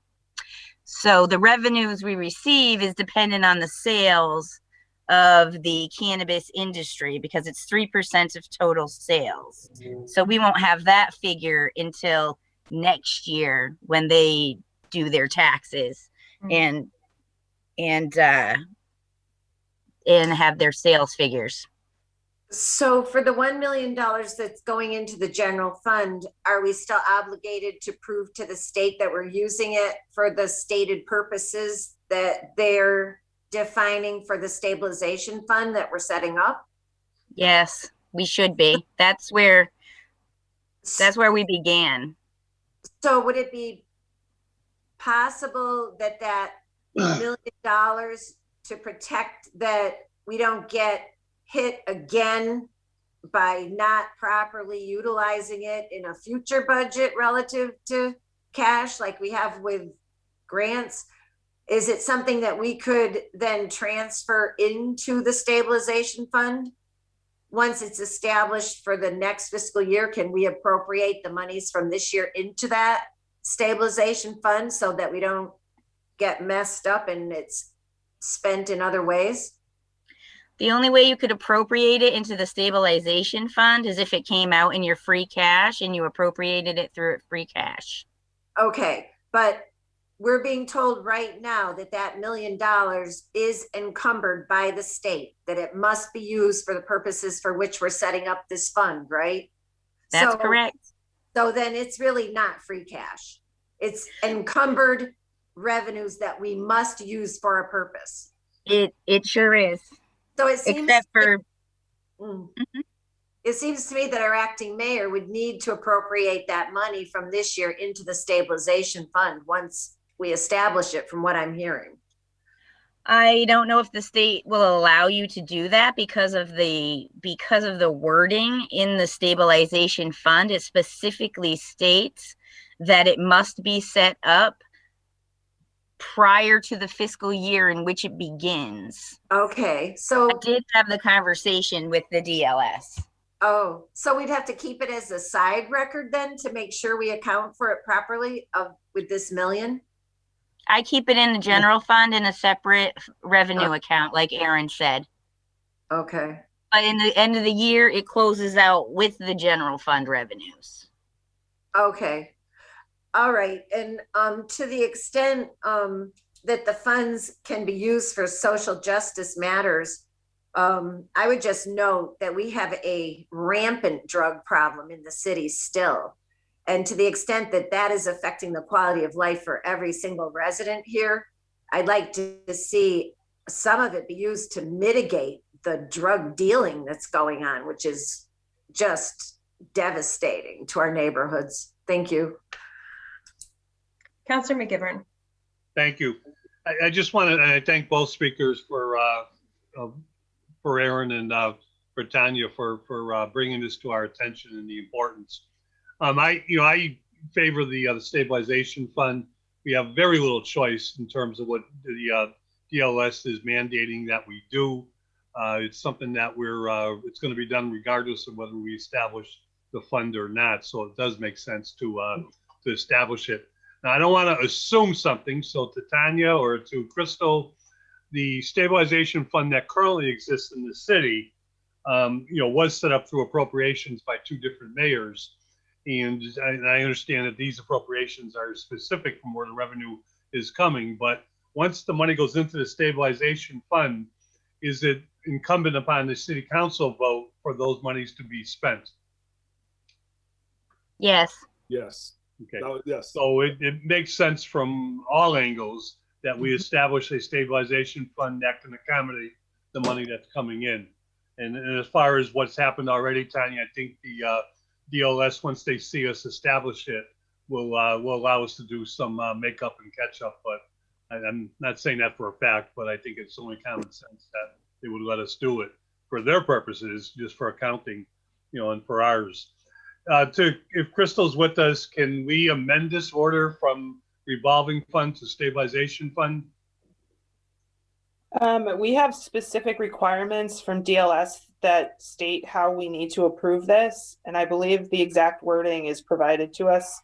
Tanya has that printout. I don't have it in front of me, but it's very specific how we actually create this fund, and we have to specify what is going into it, etc. So I think that Councilor McGivern is asking just about the order in front of us, if it's appropriate to amend the order from revolving to stabilization fund. So we wouldn't want to amend we would want to make sure that we are setting it up in such a way that is required of us. And I don't know that simply amending the order is sufficient. I would like to see the order come through specifically as DLS wants it. So you're saying the order alone is not enough, and that we wouldn't be able to utilize the language, the legal language that would support this order because of the way the order is worded presently? Right. So right now it just says create an ordinance for a revolving fund for marijuana impact fees. That's not what DLS requires of us. The order that needs to come through to create the stabilization fund is more specific. So, Councilor, If I could, through Chair, Councilor McGivern and then Councilor Bacon. can we, you know, I'd be happy to, and I'm sure we all would, you know, the sponsor said such order and to create that language, but I think the purpose of the committee is to, you know, to create together the language that would meet what DLS is mandating.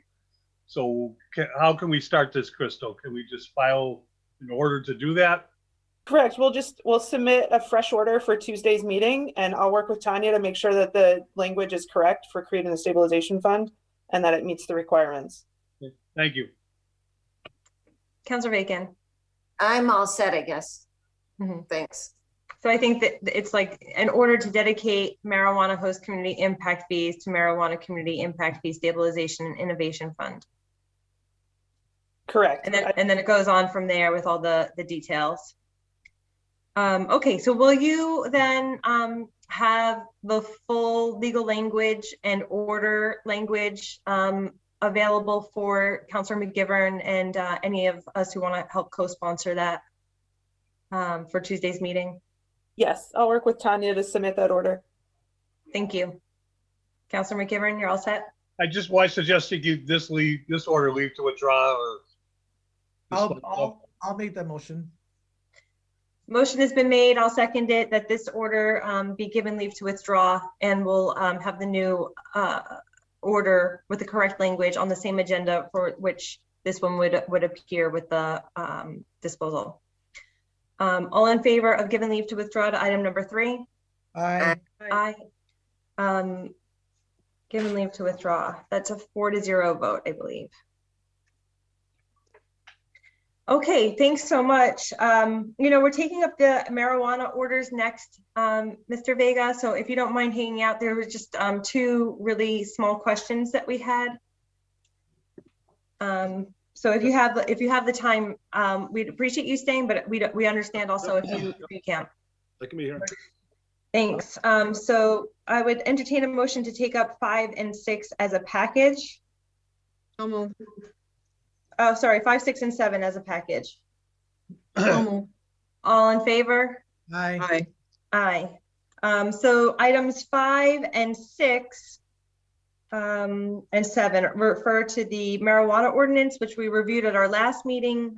We got nearly all the way through, except there were 2 outstanding questions. So just for the record, let me read the items into the record here. So item 5 is filed by LISI, that the Holyoke Code of Ordinances 7.10 marijuana facilities be reviewed and amended, including any amendments to definitions, zone requirements, and changes to the permitting process. Item 6 is filed by LISI, that the City Council, in accordance to MGL Chapter 43, Section 43, submit the following question to the voters at the next biennial state election. Shall this city allow the sale of marijuana products as those terms are defined in GL Chapter 94G, 1 for consumption on premise where sold, a summary of which appears below. And then the House bill would be attached below. And then item number 7 is filed by LISI, that the mayor and the city council petitioned the general court to enact legislation, to allow in the city of Holyoke the sale of marijuana products as those terms are defined by GL Chapter 94G, Section 1, for the consumption of on the premise where sold. So clearly the bulk of what we left out were the red lines related to on-site consumption. The red line that you handed off to us was allowing for on-site consumption, and we were under the impression that we were not permitted to allow it at this point in time because we hadn't gone through this process. And I was just wondering if you could clarify whether or not the state has passed the House bill that allows for this, and if so, what what we would need to do to complete our end to allow for the on-site consumption. So I think there was a communication that went out. So the on-site consumption would, as you mentioned, require a vote. There was talk before about the CCC running a pilot program, but that seems to have maybe been delayed. So the CCC moved, they do have draft regulations out, and so that's what's being discussed right now at the state level. There is no, at this point, there's not a legislative move. It's more coming from the CCC regulations and guidelines. And we know that there's interested parties on this, but again, there's not a license for it. And I believe that when the licenses are issued, similar to the delivery licenses that are going to be recently released, they're going to be for social equity and EA candidates as well. I believe that there's going to be a social equity aspect to the on-site consumption as well. So that's the general understanding, but we can look more and more into this as it goes forward. Do you have the order language in front of you for 6 and 7 on our agenda this evening? I'm just trying to figure out if the language here is still relevant, given that the CCC is moving forward with the controls for on-site consumption as opposed to MGL Chapter 94G. I'm just a little bit unclear about if these orders are relevant or if they need to be scrapped. Can we still work on these or 6 is more relevant than 7. 7, yeah, 7 doesn't need to go anywhere. But the idea, 6 seems to be in line with the idea that it would be a ballot question. And there's, we do have a communication from Crystal, and I think I sent it along, but I'm happy to resend it. That sort of outlines some of that. The process. Yeah, if I can find. Okay. Yep. I see a hand from Councilor Anderson Burgo. So under discussion. Yep. Okay. Yeah, just this is I made notes somewhere. This is in regards to item number 5, your order, and changing or revising the ordinance. My question is, what happens to the applications that are still in process with the old ordinance if this actually gets passed and changed? Will they be subject to the new ordinance, or will they be subject to the old? Great question. Depends on whether they're on the process. If they're already before us, if you've already issued the special permit, they will be under the current ordinances. If this passes, and it's more on the planning aspect stuff, the requirements on the site plan review, they would be under that. So once you pass it, anyone, even if we have a host community agreement, but until they get their special permit from you, that's the divider. So the committees, the plans that are in front of us right now in the planning office are all under the current ordinances. So if you pass this tomorrow, the current plans will not change. The current people in the process will not be affected by the change. Anyone after the fact that gets a special permit. All right, perfect. Thank you. Yep. And I'll just add to that anyone who, for example, would like to be under the changes would have to apply for an amendment to their special permit and go through that process again. So they would have to come before us and have us in some ways reissue the special permit with the amendment that they would now have extended hours of operation and different buffer zones and any of the other changes that we're looking at presently. Thank you for the clarification. Thank you. There was also a question about,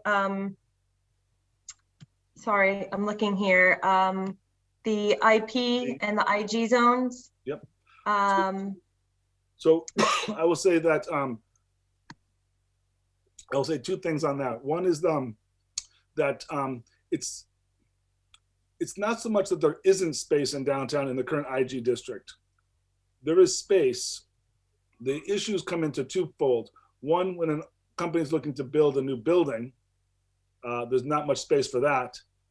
Obviously, we've been really grateful for a lot of these companies coming in to rehab existing mill buildings like GTI and Trulieve, but that adds tens of thousands, if not millions of dollars to the project. And so for some of the smaller or more local companies that don't have the sort of backing that those companies do, building new is often an option.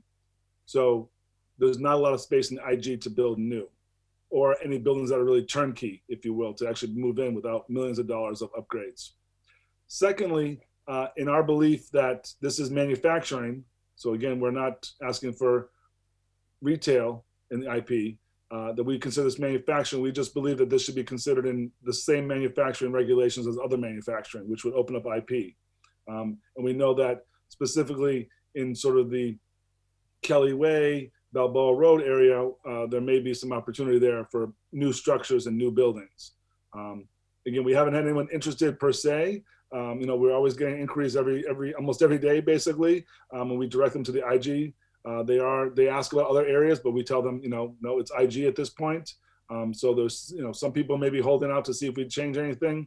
Obviously, when you talk about workforce coming from out of Holyoke, being close to 91 and 90 would be you know, not having to bring all the traffic downtown.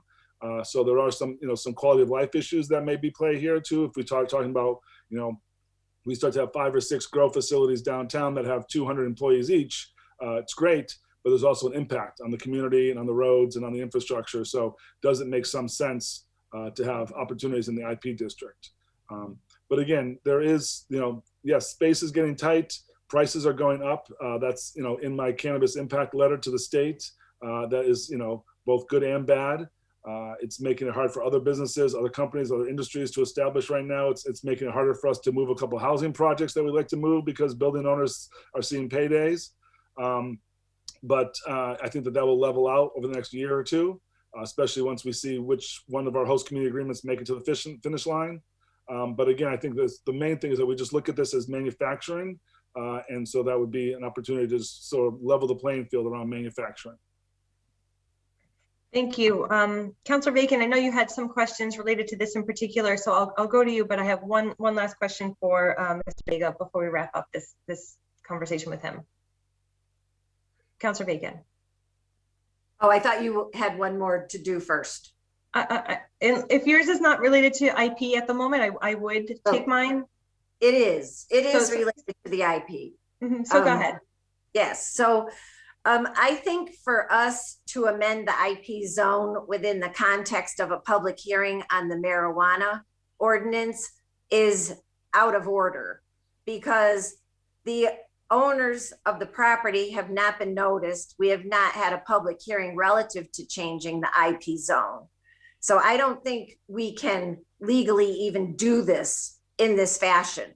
For all the other items that are in here that relate to the zoning, we have a subsidiary order that had been filed and the notice that was written broadly included it. But we have no order before us relative to changing the IP zone. And I don't think we can do it under the marijuana auspices. So I think if we're going to pursue it, it needs to be pursued separately. I think it can't bear up on the notice requirements in the form that we're in right here.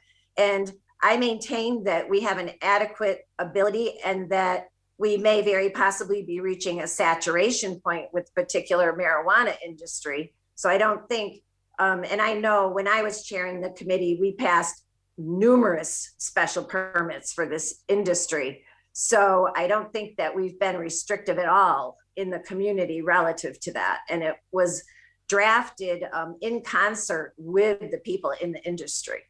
So, and I've been consistent on this.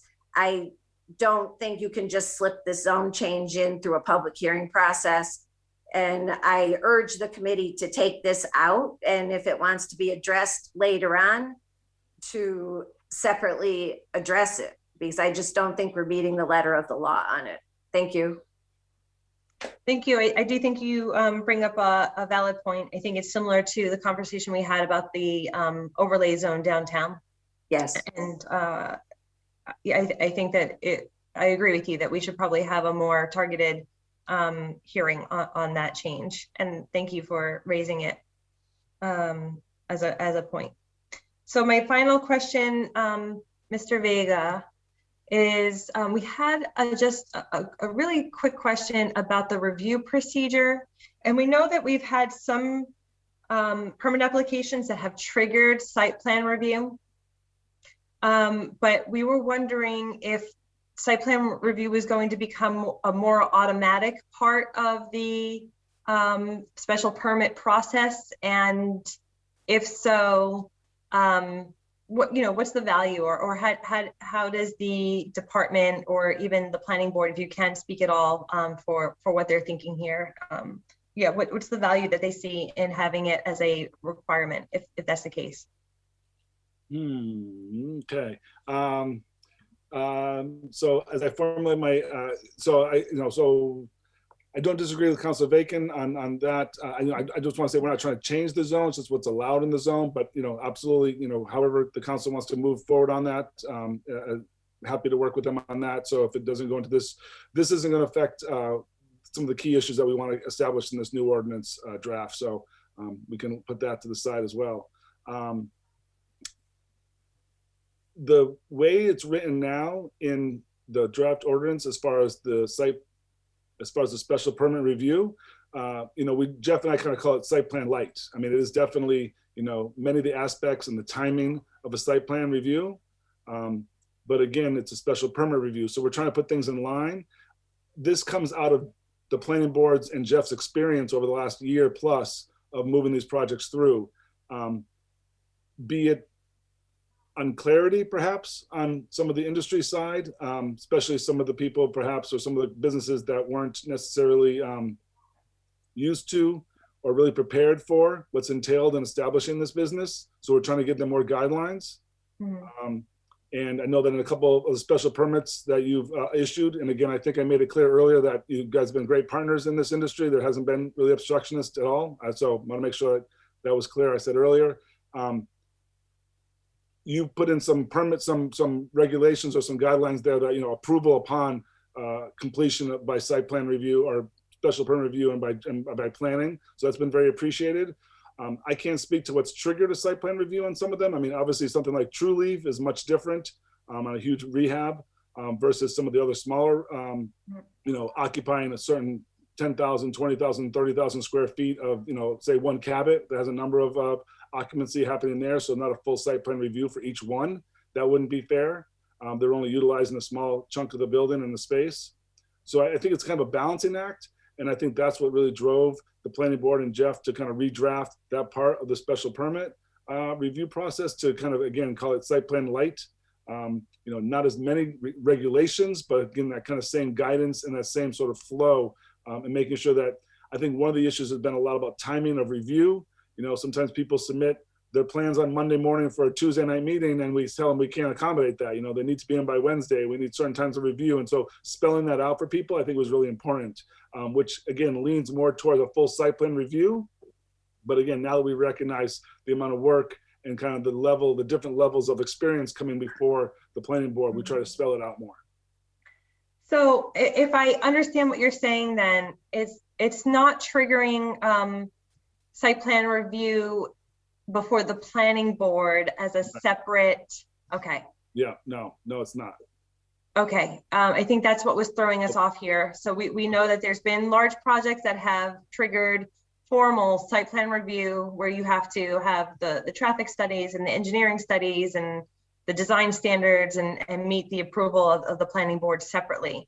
And what we're talking about here in section 5 of review procedures is just that the planning department will do a site plan review, and yes. But it does say the planning board. I have to say the planning board will review the application under the procedures set forth under section 10. It does come before the planning board. It does come before the planning board as a site plan review, not a special permit review, not a site plan review. It still comes before the planning board. Well, and I think this is, where some of the confusion is. So we just want to, make sure that we understand it. So right now we're holding joint hearings because the planning board, no, we're not holding joint hearings on these. Sorry. No. We're not holding joint hearings on these. So this would introduce. I got you. We treat this like any special permit. So HG&E was before the planning board tonight for a special permit for a fence. It went before, Jeff worked with them in the planning department, and then went before the board to approve that special permit. Same. So they come before us, we work with the city engineer, they work with stormwater, if they're doing a parking lot, you know, any environmental concerns, right? They meet with conservation if they're in a location. I don't think we've had too much of that. Obviously, traffic studies, etc. Like any special permit, the planning board does review it. Okay, so this is then introducing that review process, which has previously been absent. I think it's previously been being used, and so now this is about clarity. But I'm gonna have to. I would defer to Jeff, but he's in a planning board meeting right now, so they're meeting at the same time. Right. You know, I think we will leave it in here, and it would just be great to get like a memo that clarifies this, because if it is, we would still be as a city council the permitting authority. Yes. Yep. But it would introduce the planning board as a review of the application to make sure that the project on the ground looks the way that we conditioned it and so forth. Exactly. Yes. We did not change anything with you issuing the special permit. There may have been separate conversations offline about that, but that is not at all what's being put forth here today. Right. We saw that. Yeah. Right. And Councilor Bacon. I just want to clarify. So we wouldn't have to be setting up a joint public hearing. It's just that there'd be a separate review on your side. Yep. Exactly. Right. Yep. Okay. Thank you. Yep. Okay, great. Any other questions for Mr. Vega while he's here? I would just say one other quick thing, you know, just in general. You know, as always, I know that many of you communicate with Jeff. You know, if ever you have any other questions on the industry, want to see some of what's going on, you know, we do pre-permitting meeting with all these groups. So if anyone's ever interested in, you know, hearing what these guys go through to bring their business to Holyoke, you know, I would love to. You're welcome to loop into one of those. And I know we closed that part of the meeting, but with the impact fee, you know, we'll get the right language and get that moving. To both Councilor Bacon and Rebecca Lisi's points, Councilor Lisi's points. Definitely on the social equity or the social justice stuff, I think there's a lot to discuss there. But again, I think that relating it back to cannabis industry or the impact is going to be key. So, you know, though I'd love to spend the money to fix up a bunch of parks or you know, just put it right into the schools, it does need to be somewhat related to the impact of this industry, you know. So just putting that out there, you know, again, like if there was a bunch of trash on the street from cannabis, we could probably spend money on more trash cleanup, right? Unfortunately, I don't get money from McDonald's to do that. So, you know, and again, I did send an email to Jeffrey and to Rebecca, Councilor Lisi, that she can just give out, it has the draft language that I put forth that you guys will have to redo, but also the guidelines from the state, and keeping things general will again allow us to move some projects through. And again, City Council will have approval. You know, so if the DPW makes a request for money to fix a sidewalk, you know, we would vet that and then send it to you to vote on it and then get the mayor's signature. So that's how we envision the sort of process working for spending the money. So again, thank you for your work on the ordinance as well. We're eager to get, you know, specifically, like I mentioned earlier on, the delivery is, you know, we're waiting on being able to send out some host community agreements on that. I think we found common ground on the buffer. And again, we're just trying to make sure that as these industries come through with the planning process, that they know what's ahead of them. So we want to make sure that we're all on the same page as we move these companies through the process. Okay, thanks so much. Enjoy your evening. Councilor Bacon, was that you that wanted to speak? Yes, I'd like to offer a motion to strike 7.10.4B, please, as we were discussing earlier. Sure, it's 7.10. Yeah, 0.4B.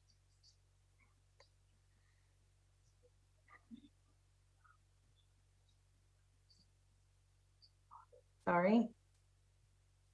7.10.4B. No, I don't think that's what I'm looking at. It's the IP zone. Right, that's not what I'm seeing. It's under, so it's 7.10.4 permitted districts. I'm looking at the printout that we received today. The red line or the? No, the other one. Got it, 7.10.4B. Yeah. Maybe it's a different, is it numbered differently than the other one? No, no, it's fine. It's just, Okay, usually there's, anyhow, okay, it looks like it should be a 1 or a 2, but anyhow, it's fine. okay, So striking the B altogether. yes. You know, I do have to just say for the record, I do think that Mr. Vega brought up a really good point that it's not changing the zoning, it's just changing the uses allowed in the zoning, which is technically a text change. So I think I'd like to suspend the necessary rules and ask legal counsel Crystal Barnes to speak to that. Could I just note before you suspend the rules that it's also including distribution at this time in the language, not just manufacturing. We did strike the retail. Right, but it was left in for the medical. Right. So but let's just Mhm. get the legal counsel to figure out how to approach this. Crystal, are you there? Yes, I see you now. I am, I'm here. Given that it's a text change and the way that the public hearing was held, are we within our purview to change the IP zone in this way, or do we need to have a separate public hearing in the way that we would want to do for like the overlay zone for the retail establishments? Can you specify how exactly you're trying to, are you looking at 710-4B specifically? Yes. Can you tell me how you want to change that? Well, we're looking to adopt, based on our last conversation, everything in that section B, except for the retail establishments. And Councilor Bacon brought up a point, and I thought it was a good point earlier, that we didn't have a public hearing on the IP parcels. And I'm wondering if that would be required to make this sort of text change, or if the text change does not trigger the sort of notification process that Councilor Bacon is thinking of. I would say because you're changing what's allowable in a zone, I would want it more specific. So right now we were very broad about the order in that it just says, sorry,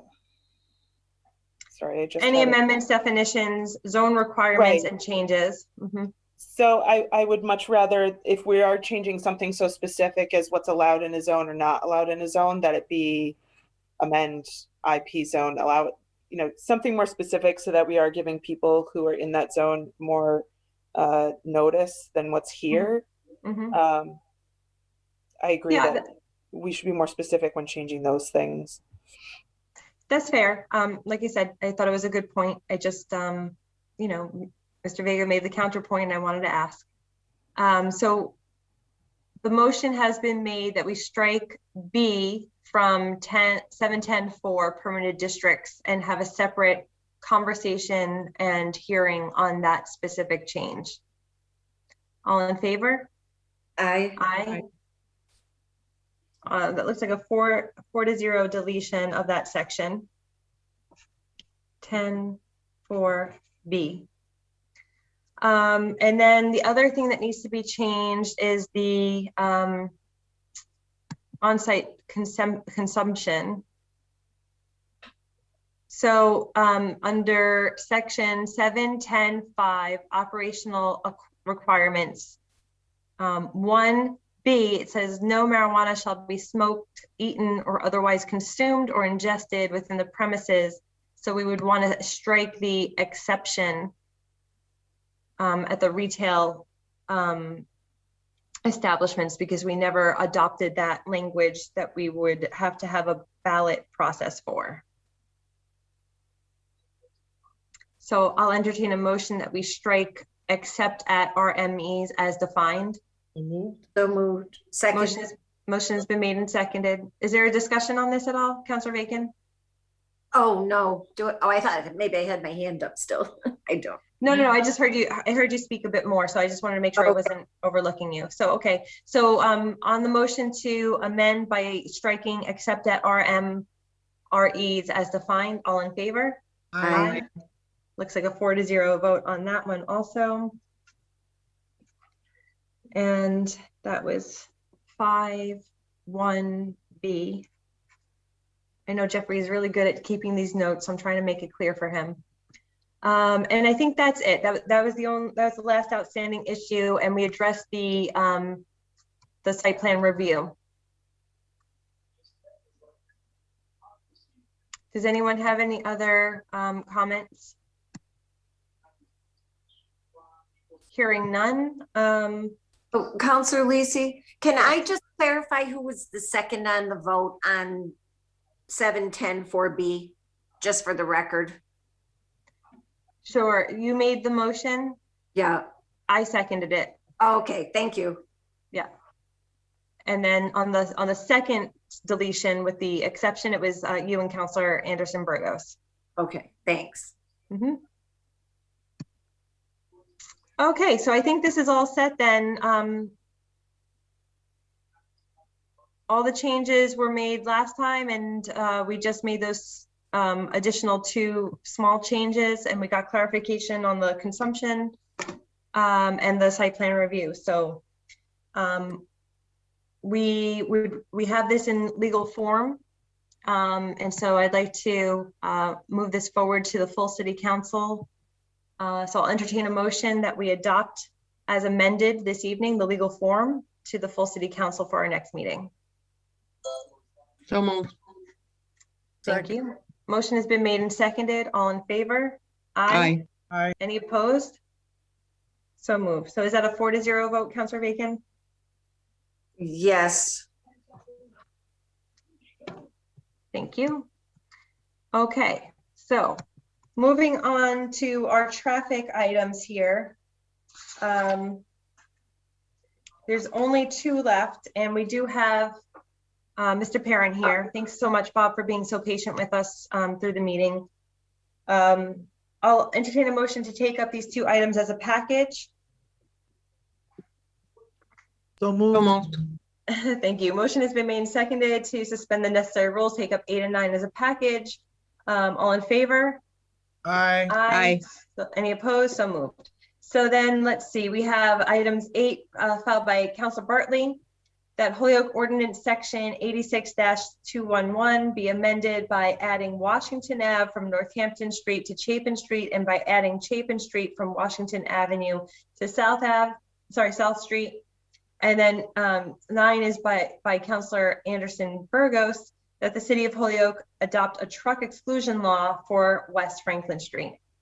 Under discussion, we'll turn it over to our city engineer, Mr. Parent. Thank you. And Jeffrey Anderson Burgos, if you wouldn't mind, could you pull up those 2 graphics that I had sent to you? If Jeffrey's still with us. While he's doing this, I've talked a number of times about truck exclusions, and if you don't recall, just a little bit of recapping. In order to have an enforceable truck restriction, it's necessary to receive Mass DOT approval of that truck restriction. It goes first to Mass DOT District 2, and ultimately would need to go to Mass DOT Boston as well for approval. It's worth noting that the last truck exclusion that was approved by Mass DOT in Holyoke was approved in 1998. So we have not had many of them approved. And it's been a long time since they have been approved. One of the key items that Mass DOT looks at is the percentage of heavy commercial vehicle traffic. The theory or the rationale here is that one truck occasionally doesn't create a problem as much as it's inconvenience, it's disrupting, it can create, some neighborhood concerns.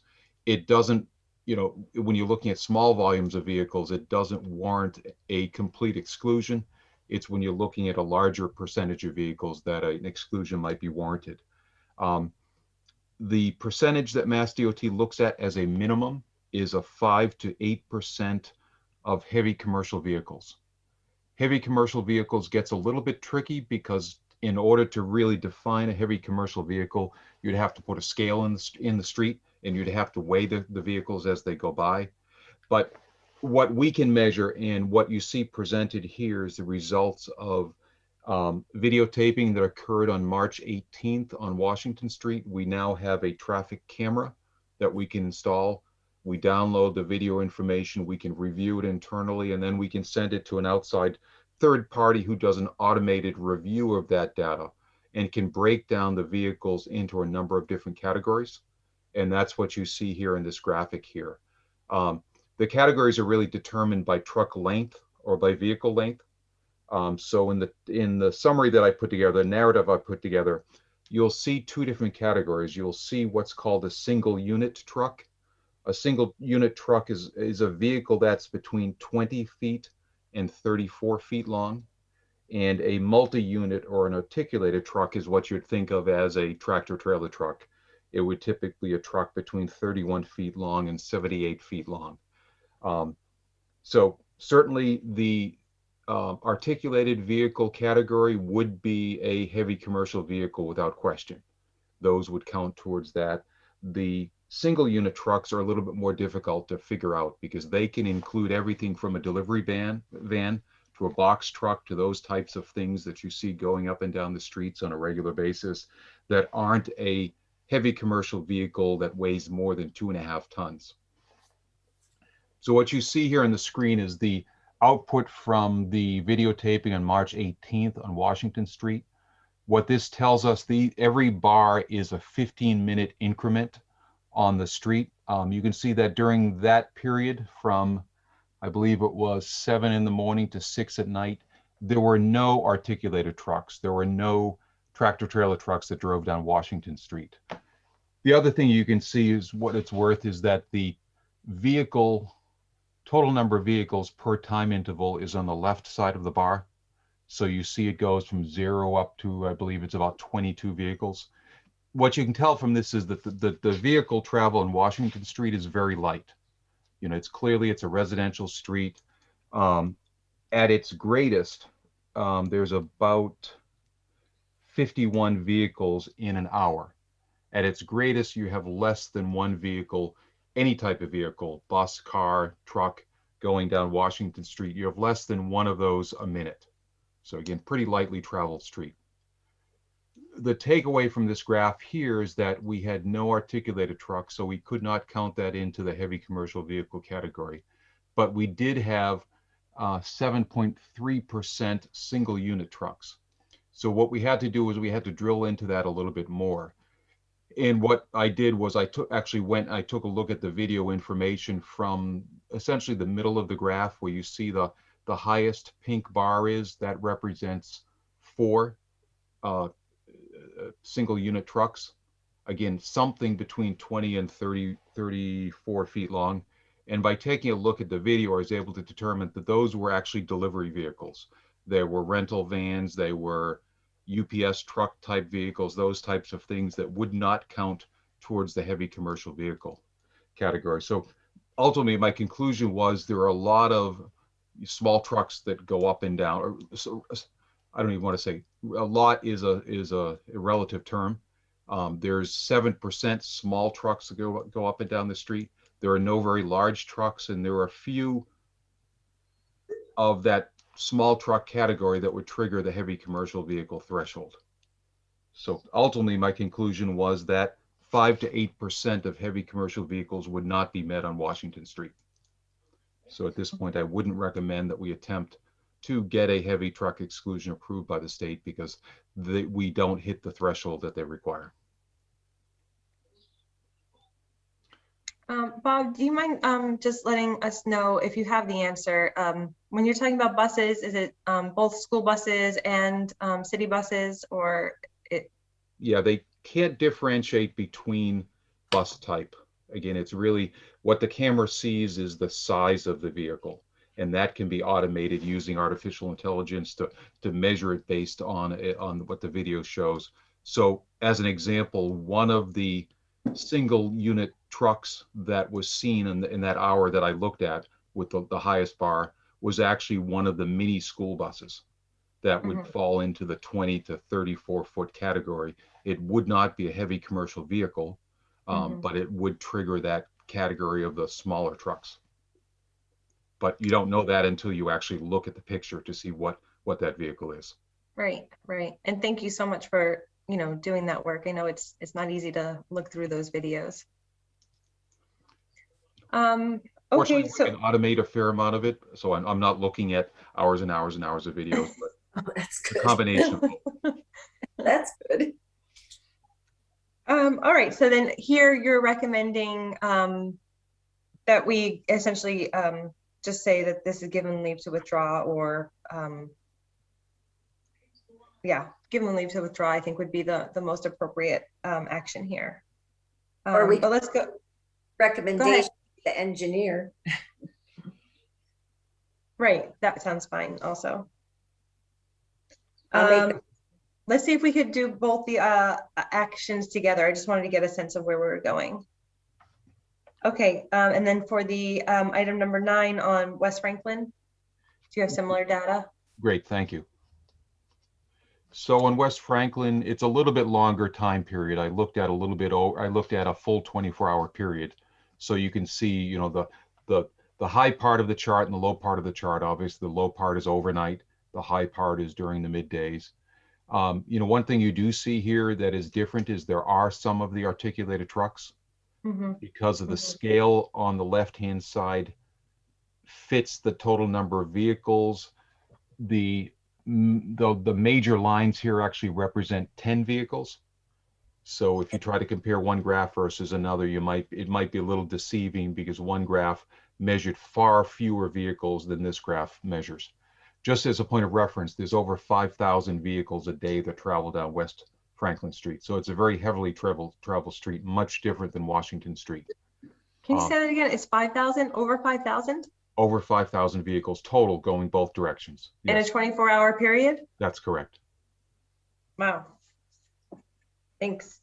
So you can definitely see that there are some periods where as many as 4 semi-trucks drive down West Franklin Street. You see some of the higher brown bars. That the greatest one, which is at about 10 o'clock in the morning, for instance, is 4 articulated trucks that went down West Franklin Street during that time period. You know, certainly much different than Washington Street. However, the unfortunate thing is when you then take a look at that ratio, the percentage of those vehicles versus the total number of vehicles that go down Washington Street, you actually end up with a smaller percentage of potential commercial vehicles, heavy commercial vehicles, because the articulated trucks, and it's hard to see at this scale, but they make up only 0.2% of the total vehicle traffic. 0.3, thank you, Jeff. And the single unit trucks make up only 1.8%. So even if the single unit trucks were all heavy trucks, you know, a small dump truck would, for instance, would be a single unit truck that would be a heavy commercial vehicle. Even if you counted both of those put together, you'd still be looking only at a little bit over 2% of the total truck volume or vehicle volume on West Franklin Street would be any type of truck. And unfortunately, it means that we fall far short, probably actually shorter than we might on Washington Street, but Washington Street really is very little traffic. So you have one truck, it seems like a very significant percentage. Whereas on West Franklin, you have 4 tractor trailer trucks that are going down the street at 10:15 in the morning. That is pretty disruptive and raise concerns, I'm certain, among residents that live on the street. But that is what the data shows, that we don't unfortunately meet the state threshold to qualify for a heavy commercial vehicle restriction. In this case, I did not even bother looking at the video for the single unit trucks because, again, if I counted all of the trucks as heavy, they still wouldn't get us anywhere close to that minimum 5%.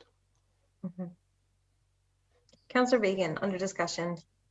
I was just going to say, I think our engineer does a very thorough job of researching these and answering the question when the orders are filed. And I know that you had suggested maybe giving both of these leave to withdraw, but I would offer a motion that we accept the recommendation of the engineer relative to orders 8 and 9. I'll second that motion. I just want to ask one question. Bob, I know you've been before us so many times about, you know, the DOT thresholds for like 4-way stops and these truck exclusions. But in some ways I'm feeling in this case in particular that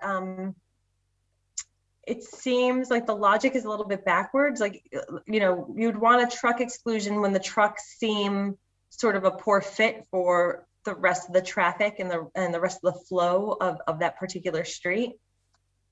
So I'm just wondering if there's any other avenue in, just again, because the logic here is feeling, you know, counterintuitive. So is there any other way to go about a truck exclusion?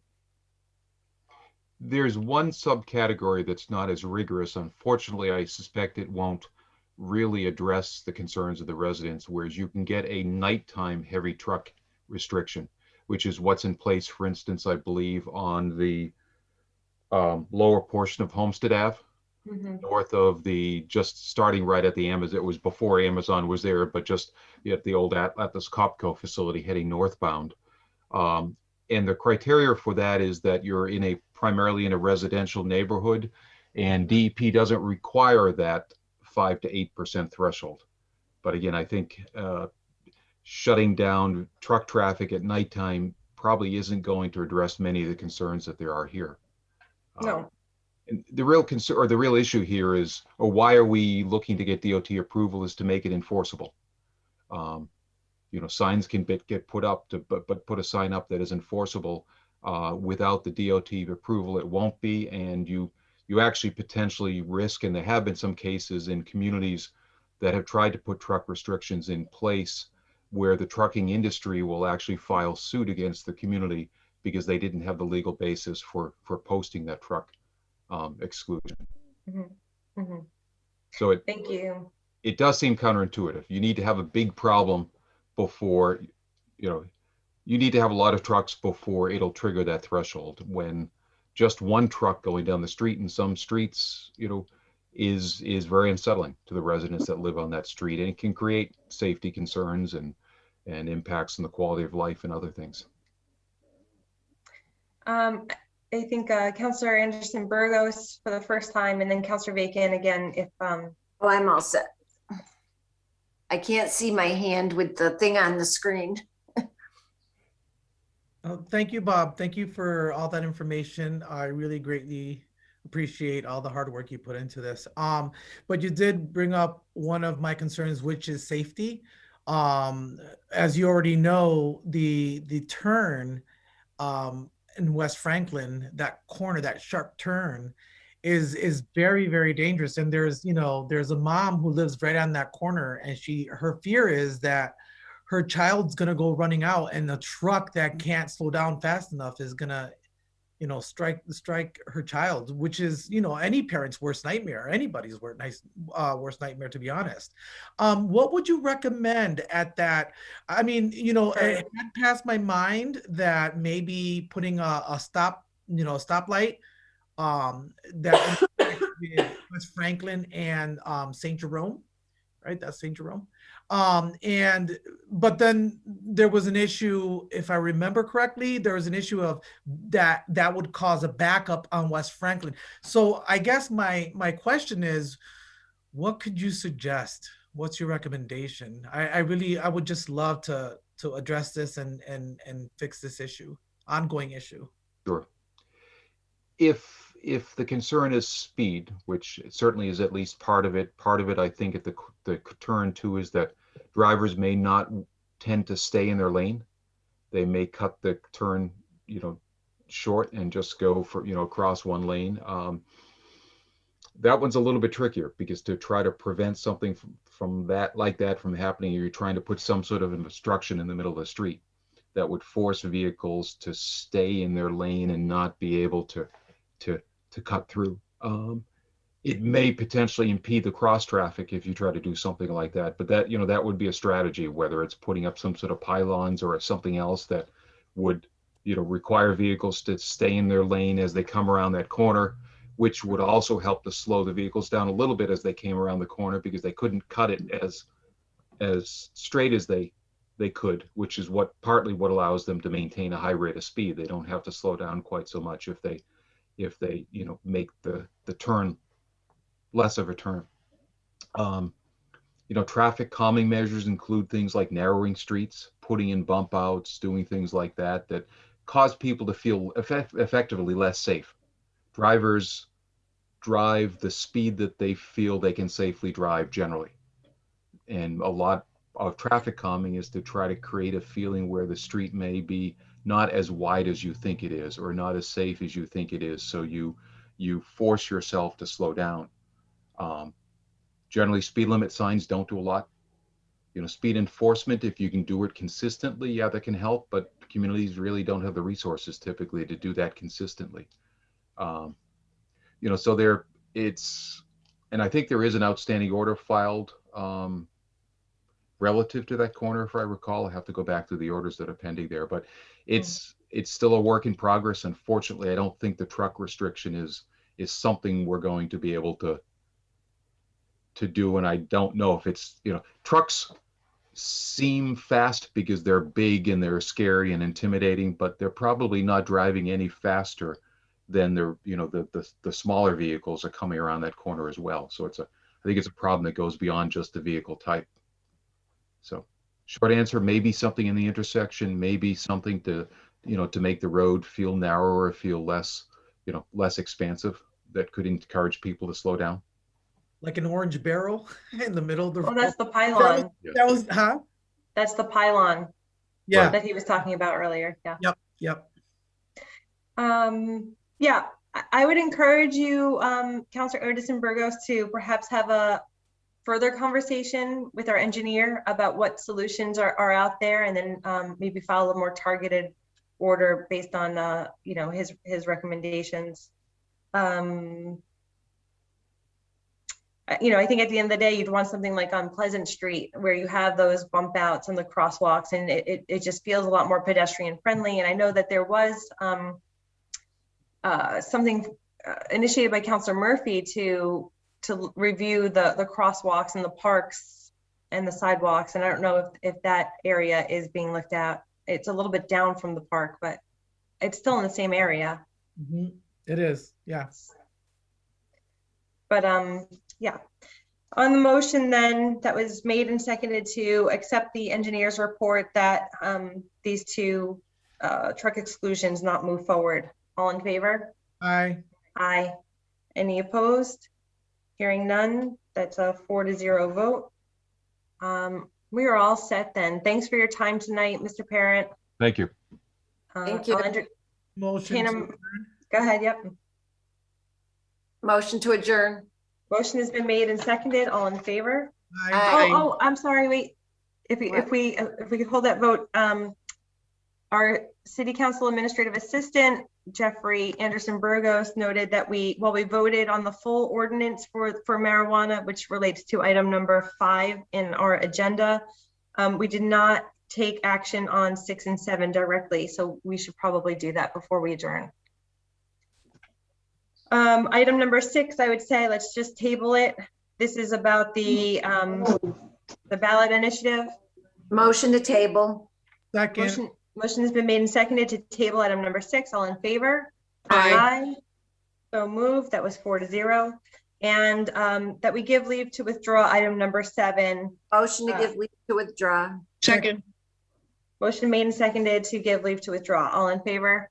Aye. Aye. Aye. And then on the motion to adjourn, all in favor?